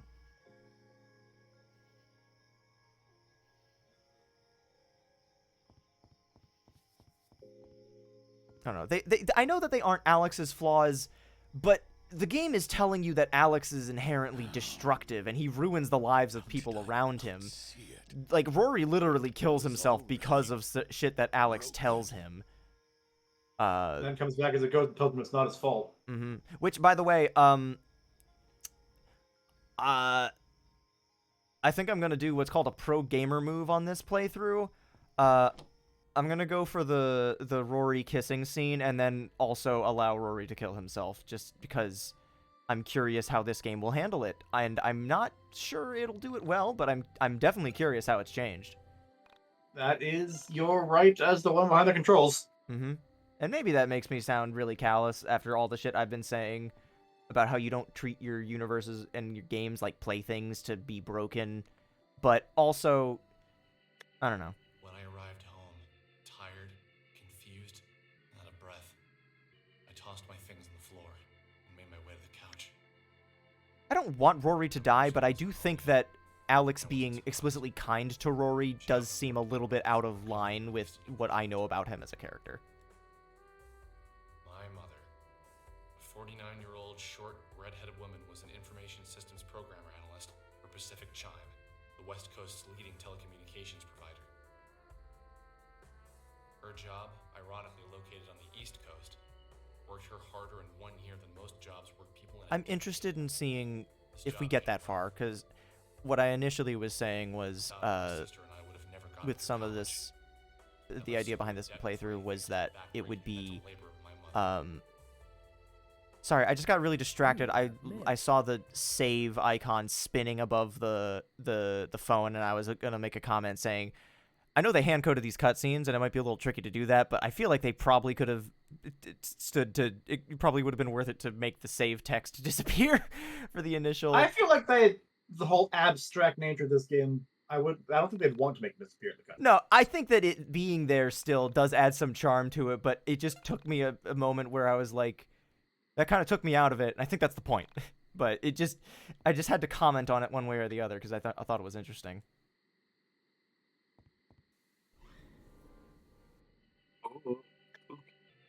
Sorry, I was reading the chat. I missed the jump scare because I was reading the chat. Oops. You have mail. Oh, you know what? Before I forget, I'm gonna grab the med supplies. Does that just top me off, or do I actually potentially need to go back to the store to do that? I don't know if I'd say it was a jump scare so much as it's a cool...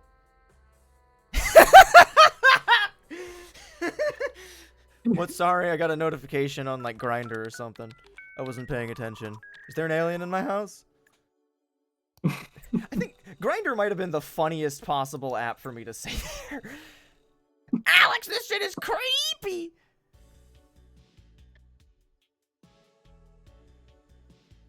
God, imagine if we still talk to each other on the internet like this.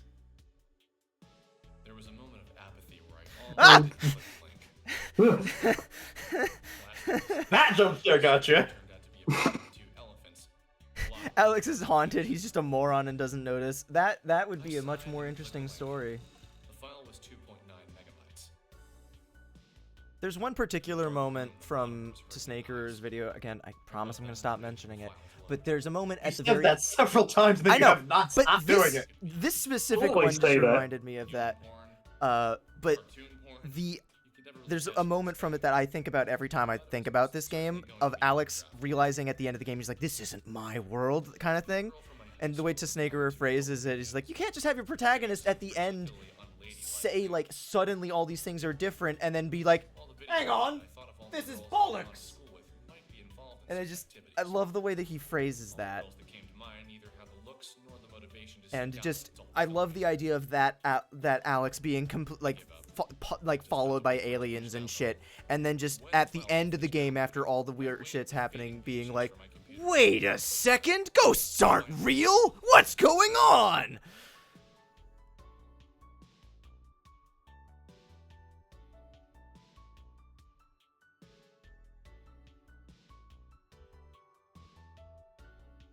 All YIIK video essays are bad. Based. I think. Not really. I don't know.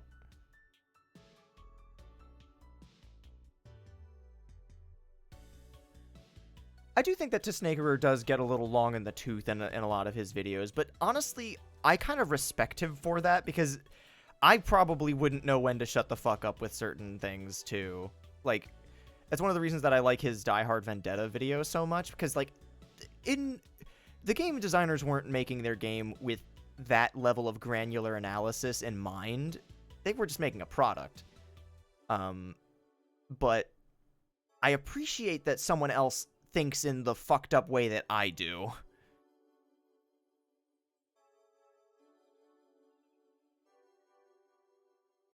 I haven't watched Running Shines because I thought that some of the stuff that he was saying was a little bit too crude.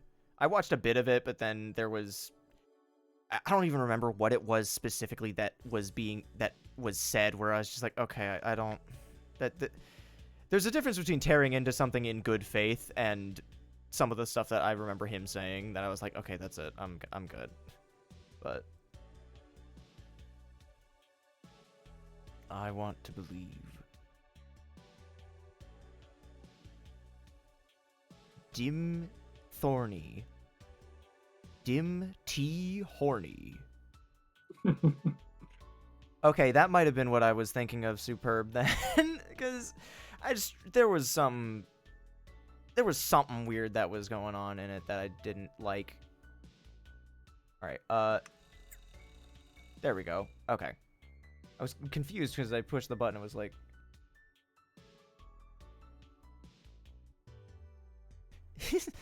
Vin, I appreciate that insight. I like that.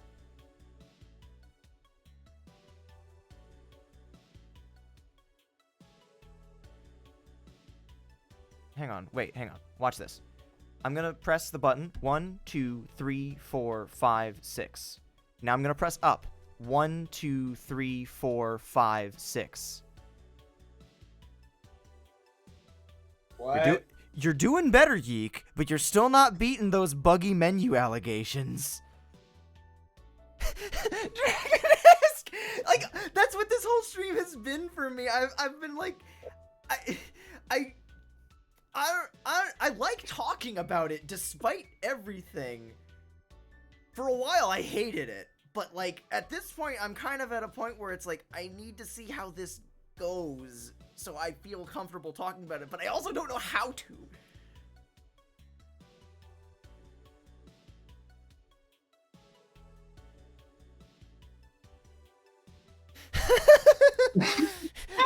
Dragon-esque, you weren't here for it, but literally the stream started out with me. That's not the right input. The stream started out with me having this dramatic ass, like, monochrome thing, and I had fucking this shit playing on the loading screen to represent how dramatic of a confrontation this was. And then I come in and I'm just like, damn it, this game is charming me somehow. That's not right. Where's the game? You didn't realize YIIK fans were for real. Or YIIK fans for YIIK were real.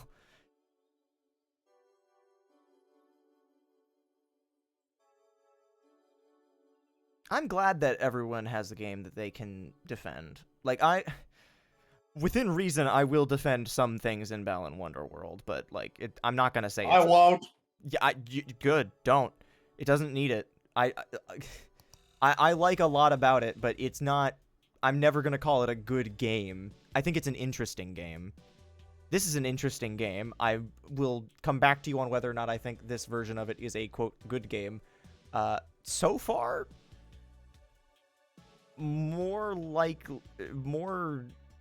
it's leaning closer to it than I initially expected. And like I was saying about the Allensons kind of being in a bad space when they were making it, it does make me happy that they were able to take it and turn it around, because I was worried it was going to be more mean-spirited, and that it was going to be like, if you didn't like it the first time, then fuck you! No, they just kind of seem like they're trying to make the game that they wanted to make initially, which is kind of neat.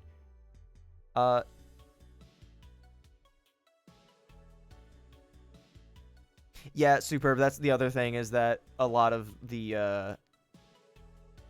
my initial opinions were from the 1.0, and that was one of the reasons that I was interested in actually playing the 1.25 version, because I wanted to see what was different, because there weren't any videos that broke that shit down. It still wasn't good, to be clear. I do think that they might have just tried to put out something to show that the game wasn't dead and that they still wanted to change it, but I think that version was still bad. The gameplay was made worse in some regards because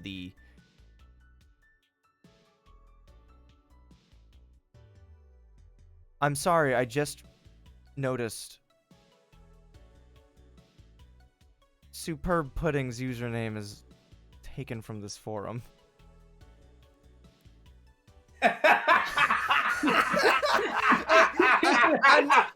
I'm not laughing at you, Superb Pudding. I'm laughing at myself because I just processed it as I was responding to something you were talking about.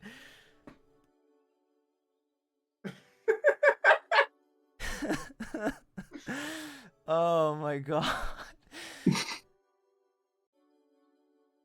Vin and Superb, I need you both to know that having you both here has been delightful, and I hope that I haven't come off as being rude to you, because it's been genuinely interesting discussing this.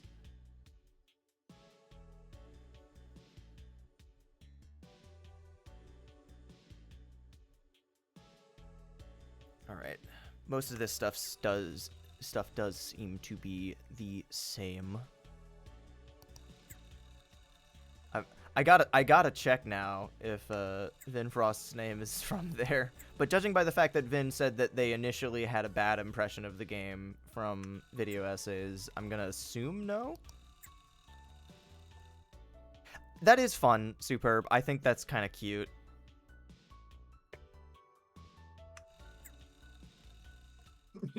If you're gonna host me, you legally have to tell us. You know what that reminds me of is the beginning of the initial one of my favorite moments from the first YIIK playthrough was when we were putting in the names on it, and Dragonesque said having your name typed into the YIIK character text box must be like seeing like a red laser sight appear on your body, like someone's gonna snipe you. And then as I was entering in Dragoni's name, you were just like, I think that I felt the hair on the back of my neck stand up. That always just stuck with me.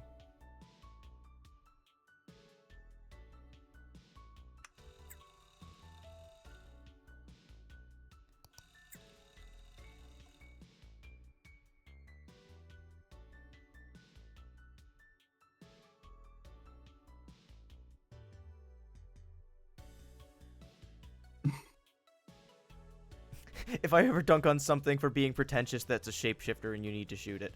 I wrote a 40-page paper on video game music, so I can yap. Stream did die. Square is very red, so I'm just going to give that a minute to reconnect.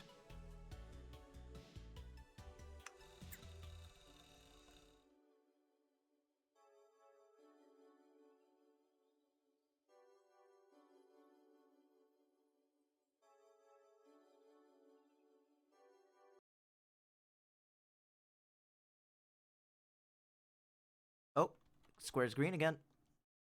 Square's green again. I think it's very appropriate that the stream internet connection is being so terrible now when we are on the 1999 internet page. Are we back? Square seems to be green, so I am hoping so. I just noticed that it says 12% dropped frames for the whole stream. That is disgusting, unless that's just since we reconnected. That would make more sense. Because I was going to say, if the game was running like... if the stream was running like ass this whole time, I would be fucking pissed.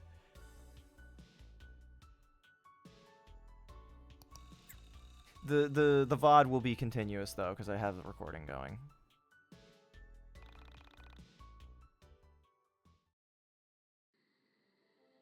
It is 11:30. I have work in the morning, but I do want to see if I can meet Michael before we call it. Michael. I will say that out of all of the promotional stuff that I did see from this game, I'm very interested what they did with Michael, because Michael was nothing in the original game. He was shirtless for a while. Yeah, but then when he came back later, when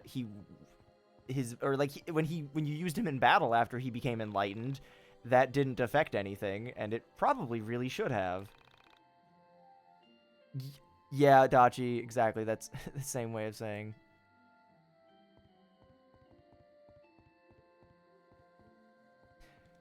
Dragon-esque, gonna be honest, I would love to see CATV play through 100 line, because, or specifically SAPS, because it seems like it'd be insane in a very specific way. If it's 150 hours, that's a 50 stream game. That's like a full year of their schedule. Dragoni. For us, that'd be even longer. Dragoni, I played Sonic for a year straight. We're not finishing You Raging... make that choice on your own, and that was several different games. We also stream a lot less often than they do. All this is true, but Saps fucking loves grinding off stream. So it is not impossible.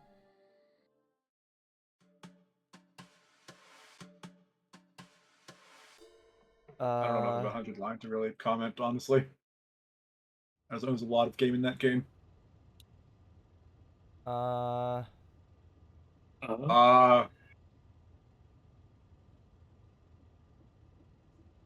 did not need to see Alex in pink boxers. Too bad you did. Oh man, is this gonna be the revamped version of the "We see a woman in the room. We can judge by the woman's appearance that she is a robot, and that it is a female's room," and shit like that cutscene made me lose my goddamn mind.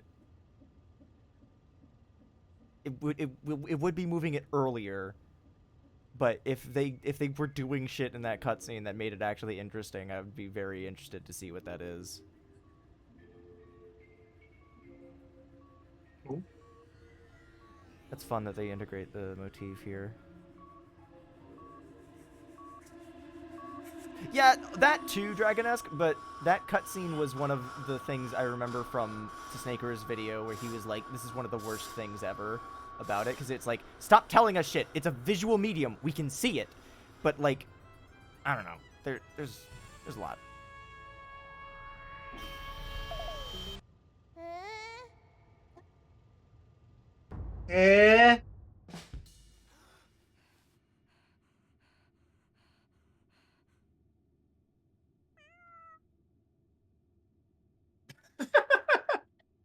So, I don't want to say that these cutscenes have no meaning, or just are doing shit randomly for no reason, but when you don't have, like, I have the context of the original game.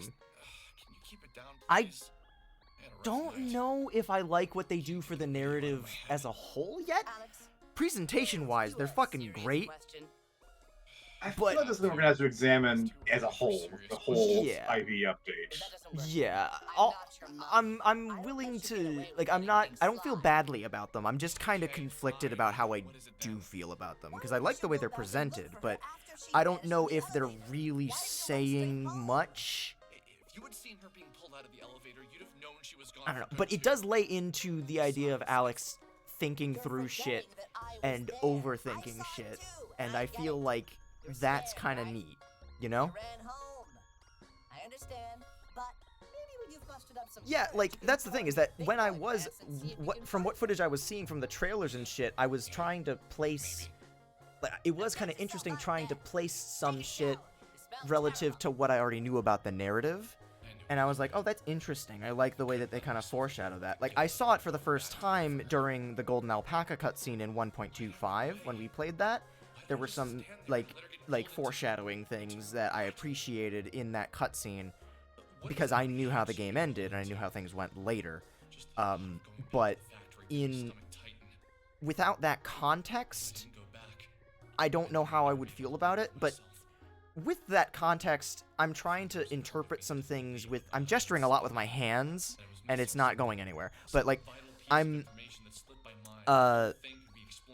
like...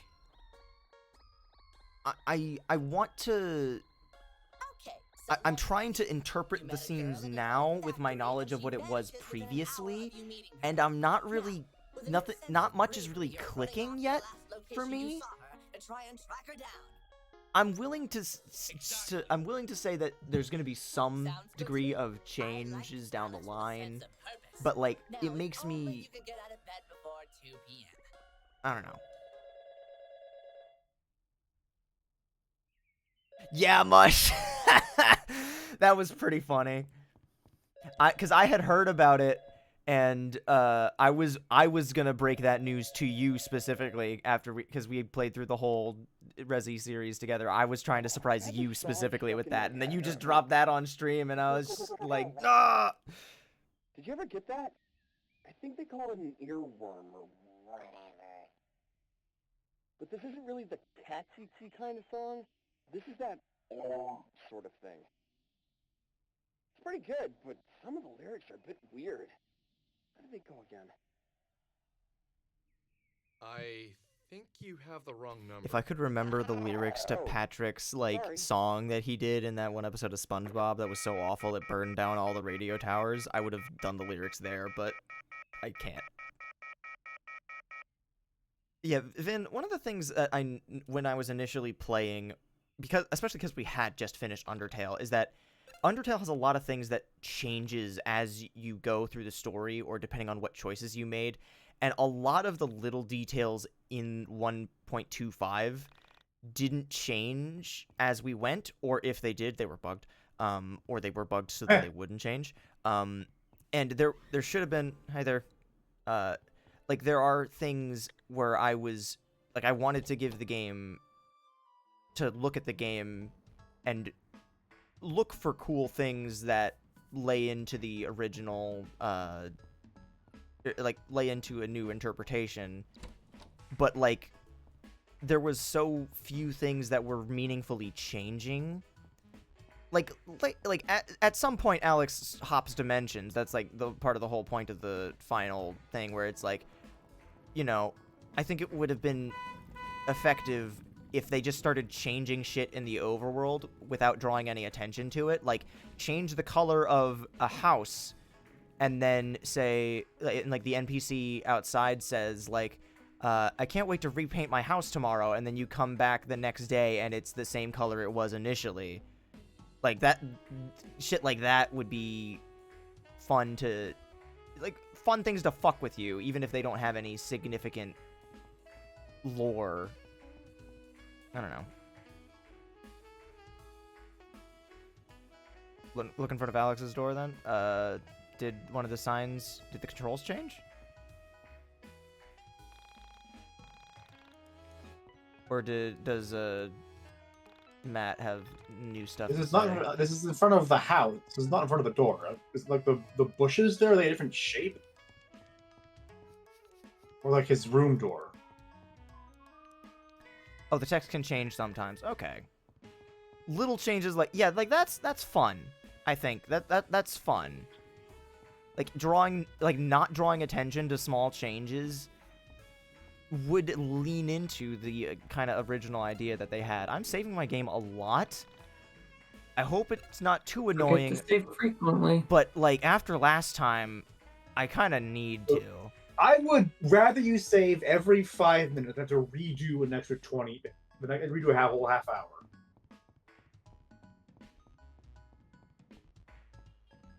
But yeah. Oh, there he is. There's Michael. Alex? You grew a beard.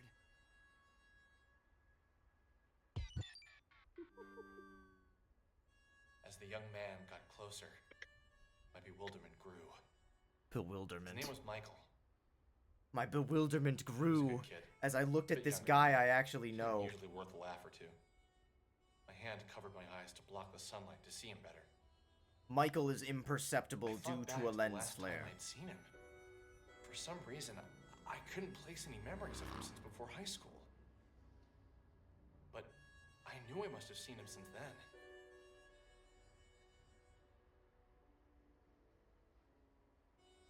College makes you into a man. Makes you into something. What have you been up to? Just took the SATs. That's about it. You do not look like a high How do schooler. you think you did?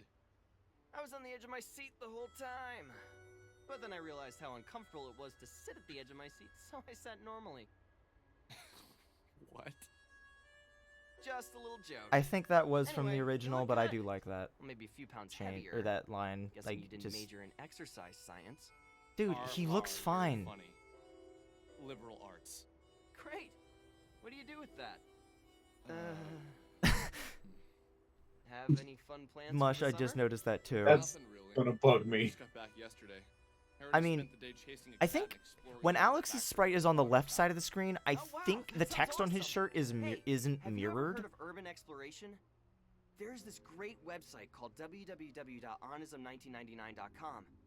I think you'd really get a kick out of Michael, for as much as I'm looking forward to what they've changed about you in this update, do not say www at the beginning of your website. It just makes you This sound is like a the tool. 90s, Clue. I know, but Someone still. sent me a video from there yesterday. Are there? What else do you know about that site? It's like a conspiracy Whatever. theory support group. People from all over the world post about political conspiracies, local myths, stuff like that. You don't look so good, dude. Everything okay? I think it would have been funny if he just had random slang where he said w dot onism or whatever, and it just like draws no attention to it, and then Alex is just like, what? Just, okay, saying the www used to be a thing? Okay, cool, because I wasn't really allowed on the internet until like 2005, when I was not an infant. Yeah, from After that went up, what I everyone on the recall, forum like started acting strange, like a www.website.com and website.com could be different places. Okay. I might be a misremembering from decades ago, but there's a sick part of people. Yeah, no, I was, for context, I was born in February '99. Michael, when I first got to town and I saw that, There was part of me that wanted to tell Michael everything. Onism.gov. Get it all out in the open. Yeah, Gomez, that's Snaker says the same thing in his video, so it always stuck out to me. Intimate about my meeting with Sammy. I am glad that modern internet lingo is different in that regard, so we don't say cringe shit like www. I know why, I know what it stands for and all that, but like, it could not have been a longer letter syllable-wise to use an abbreviation. Like, I'd rather just say wah instead of www. Both of them still make me sound like an idiot. in there was the same one as in the video. I know that sounds weird, but I really think that video was filmed there. Really? Okay, let's check it out then. I think Michael is probably the biggest waste of potential that this game had narratively, considering he made Onism, and as far as I'm aware, the like internet mysteries sleuth thing was like the crux of this game's plot when it came to like its conception. And really he should have been at the center of everything from the start if he made the website. Dragon-esque, that would be fucking amazing. Mid-monologue combat encounter. Oh shit, that's right. I forgot. I'm interested in camera. I'm interested in seeing what. No way! They opened up an arcade in Frankton? That's awesome! Okay. Wow. Not to be disrespectful, Mr. Alex Eggleston, but I'm gonna start skipping through some of this shit if it looks like the dialogue is exactly the same. I hear they have a bunch of import games. In Japan, most aren't like. Well, Do you? Although there are some good RTS. Did you rewatch the videos recently? How do you remember what dialogue is either the same and what isn't? I don't remember what's different, but I know that this shit was cringe, and I'm just skimming this stuff.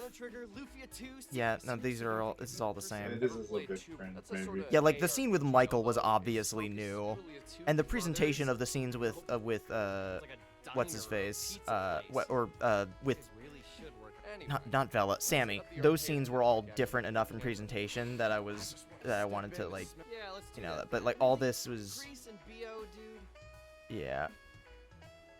Mostly wanted to skim through that shit because that is probably this is saying a lot, I know, but that was probably some of the most cringe writing in the entire game. Which that's a high bar. Yeah, and it achieves it. It achieved its intended goal, but it still makes me cringe.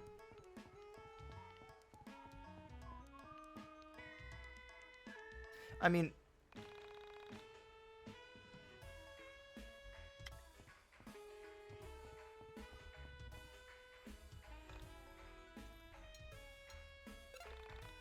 I don't know.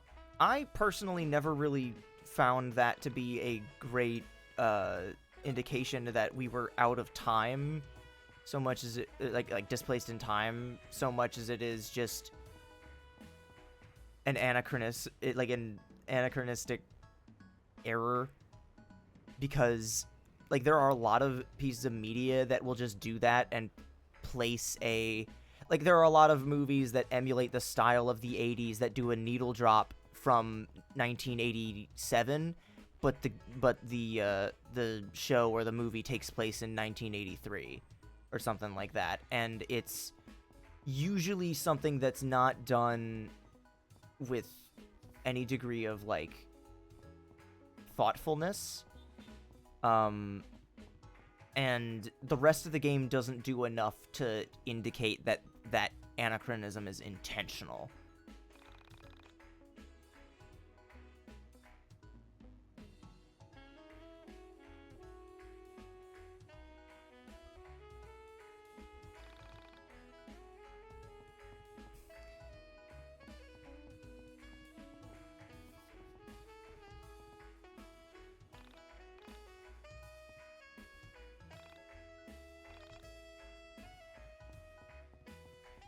All right. What? Oh, never mind. Sorry, I was thrown off by the fact they added a sound effect there. I was going to say, why the fuck are you here? And then I remembered I said that in the first stream, and then when we met him later, he says that he works here too. Or like he was helping out someone. So it makes sense, but just seeing him there still took me out of it. It says you already have one owned there. Of the Sergeant Salty one. Really? Must have picked one up at some point. One. Really? Let's have a look. Wait. Okay, well, Alex doesn't deserve that shit. But we're making Michael into a cat boy. Oh, okay, yeah. When did we pick that up? I didn't notice.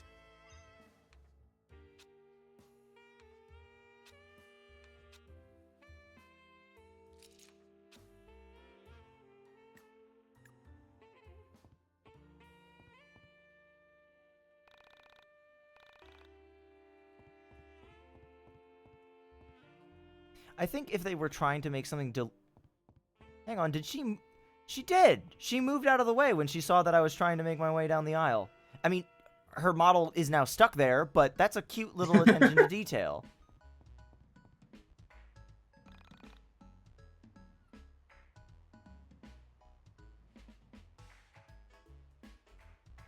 I want it, but I cannot afford it. Sorry, I wasn't waiting for you to read it. I was just reading, catching up on what the chat was saying. Oh, Michael, I have your camera right here. And thanks. Yeah, there you go. For what it's worth, in the casting chart, I voice Alex begrudgingly. Dragoni is Michael. I remember we gave Sammy specifically to Quark, which was funny. I also remember Quark reading that line, and that was funny. Can I go in the employees only door? All right, that's fun. It's fine. That's weird hitbox. Holding the handle Murakami book? Probably not. Yeah, that's the other thing, is that the inconsistencies in the original really didn't give off the impression that they were intentional so much as it was just kind of sloppy or awkward. It's kind of like maybe things will change as we get to as we go through this one, and I am kind of looking forward to that. But it was in the original, it felt weird. Like if they, I don't know. I think something that might have been an interesting way to flag it down as something that's wrong would have been to say, like, I've been playing this new game recently, blank, and then you Google the game and it says releases April 19th, 1999, which is explicitly after the game starts on the 4th. That's like kind of exactly what we're talking about. Well, no, but like more so just saying, like, or like there's a poster that says a real life game released on a date that was earlier than the real world or something like that, so that like have concrete incorrect information, not just something that they might not have looked up. Exactly. Because like that's what I was getting at with the needle drops in like 80s or like 80s style movies, where it just feels like they just want it to feel and remind you of how the 80s were without actually putting in the effort to make sure that it makes sense like chronologically, which in some cases, like, I'm willing to forgive that in Stranger Things, just because Stranger Things has kind of evolved past that, and also because the songs they usually choose are good. But, like, in this context, I feel like it's a little bit more important to draw attention to it, because, like, at no point in Stranger Things is the date of 1980, or of, like, 1985, I think it is, or 86 is when Stranger Things is initially set. At no point is that specific year crucial to the game, to the show's story, whereas here this game is literally titled after Y2K, so it kind of has to be of some degree of relevance.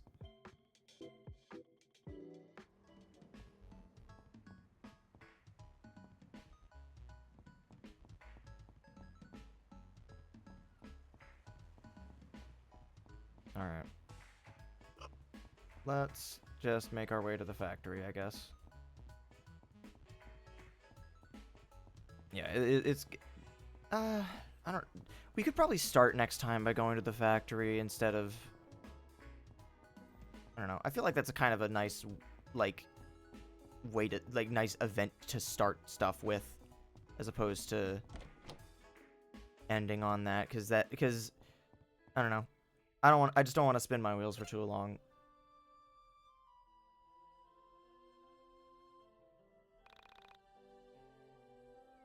Yeah, Superb. That's kind of what I was initially getting at, was just the way that it was handled initially was not very handled. Vin, you're good. I played Sonic for a year so I could talk all about how much I love Sonic stuff and, like, the stories and all that. I made a tier list. I spent 6.5 hours ranking every vocal song. I know how the fixations get. And if I'm being honest, this is some of the most engaging, like, discussion about this game that I've had. And I don't know how I feel about that overall. I feel like Quark would be laughing at me. So part of it makes me glad that she's not here for this particular stream.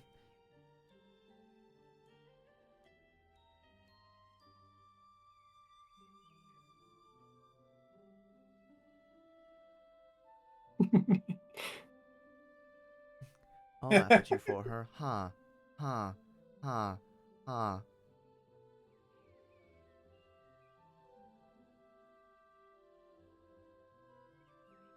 Alright.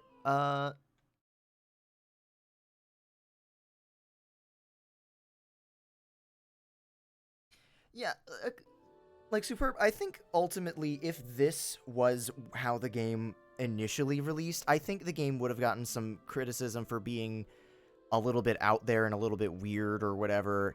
That'd be one thing, but the way that the initial release is framed makes it seem so much more pretentious than it actually is, when in reality it's trying to do something meaningful with the presentation that the final product of 1.0 couldn't keep up with. And I think that's kind of a shame, looking at what this is. That said, original release and 1.25 still make me mad. So I'm not gonna lie and say that I will be unbiased with my interpretations. I mean, I obviously haven't been. I haven't been all night, so... Alright. I mean, you're not exactly... Bias is a weird thing. Like, we're inherently biased, but you're not biased because you have an opinion about them. That's just your opinion. Yeah. I don't know. Like, when I was...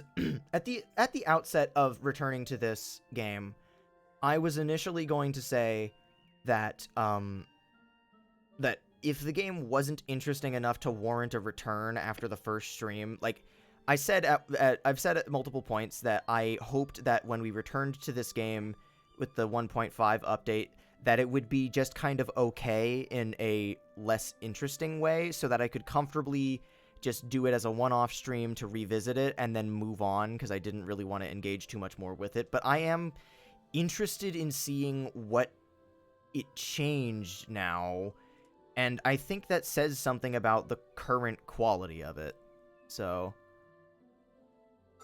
No, 1.25's gameplay was bad. I hated it. I'm gonna pull up... What was the statistics on how long we spent in combat? I'm gonna pull up that fucking image because I need you guys to know this. Hang on. Let me just change that. Did I accidentally drop it in green screens? I did. When I initially... I gotta pull this up. Like, 1.5's gameplay was atrocious. I made a whole ass chart that I can't find the original image for. Of course, it's at the bottom. Why is this was the image, the handy dandy graphic that I made for the initial playthrough, and I will drag it so that it's on top of everything so that chat doesn't get in the way. This was from one of the streams where I had to redo a bunch of shit because I died. Just yellow is combat, and after the normal mode battles took 15 minutes on average. And the thing is that with the elemental systems, it was just so bad. I had so many problems with it. And I don't know. Back to Doug. Actually, you know, I can just delete that for now. Vote on your phones for what background I should use for the next battles when I do the green screen shit. Alright. Cool. Yeah, Vin, I was dedicated to my hater arc during the YIIK playthrough. Alright, Alright, so what are you guys up to this week? Are we available for Thursday? Should be. because that'd be good Probably. with playing.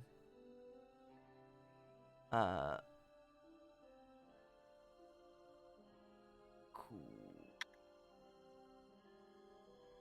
You can use the image of DK and Raging Loot for the chroma. I literally was thinking the same thing. I was thinking the same thing because I had that image. I still have that image loaded up. Hang on, where is it? Where are you, DK? DK joins the feast.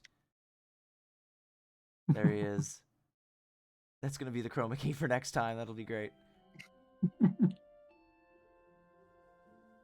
All right. I do want to alternate because like even if this game is substantially better, concentrated doses of just streaming the same RPG for several streams in a row can be a lot, and I think that's one of the reasons that I was in such a bad mood by the end of the YIIK stream series is that I was determined to not stream anything but the game because I wanted to get it out of the way. And I think spreading it out a little bit more might make me a little bit more courteous. And also, I just don't want to do that. It'd be boring. I already did that for a year with Sonic, and even then I had to interrupt it with Paper Mario and a couple other things. But yeah, so I think... Dachi, I'm going to add an asterisk to that sentence. I think there's a lot to like about this YIIK. There's a lot less to like about the original YIIK, but there's a lot more in this one. So I'm interested in seeing where this goes. And like genuinely superb, and Vin, thank you for sticking around and like having like good like meaningful conversations about this game, because it's I don't know, I like nuanced conversations about games that are perceived as bad or games that are bad. Like when I did my Tim Fallen stream and I was playing a bunch of his like NES and showing off his C64 games, I was like, yeah, these suck. I don't want to play these. But like they're interesting to talk about because of other things about them. It's like even if a game is perceived as bad, it's like it's interesting to talk about, you know? But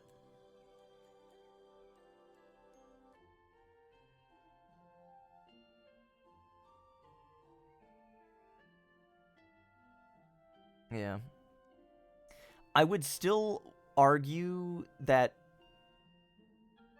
base Balan Wonderworld is a better game than base YIIK, even without the knowledge of the book for Balan, just because it shows it's immediately more coherent, which is a bizarre thing to say about Balan Wonderworld, because that thing feels like a goddamn nightmare. But like, it feels like it told the story that it. Well, no, it didn't. It doesn't feel like it told. It did not tell the story. Yeah, I was gonna say it didn't tell the story that it wanted to. It showed it. It presented it in a way that was effective, but wasn't constructed in a good way. I don't know, but like the thing about Balan Wonderworld is that I felt. I don't know how I felt. That game was... Balan Wonderworld's kind of boring as dirt when you get down to it, when it comes to actually playing it. But I was actively getting frustrated at YIIK, and with a game that's that much longer than Balan, it made me, you know...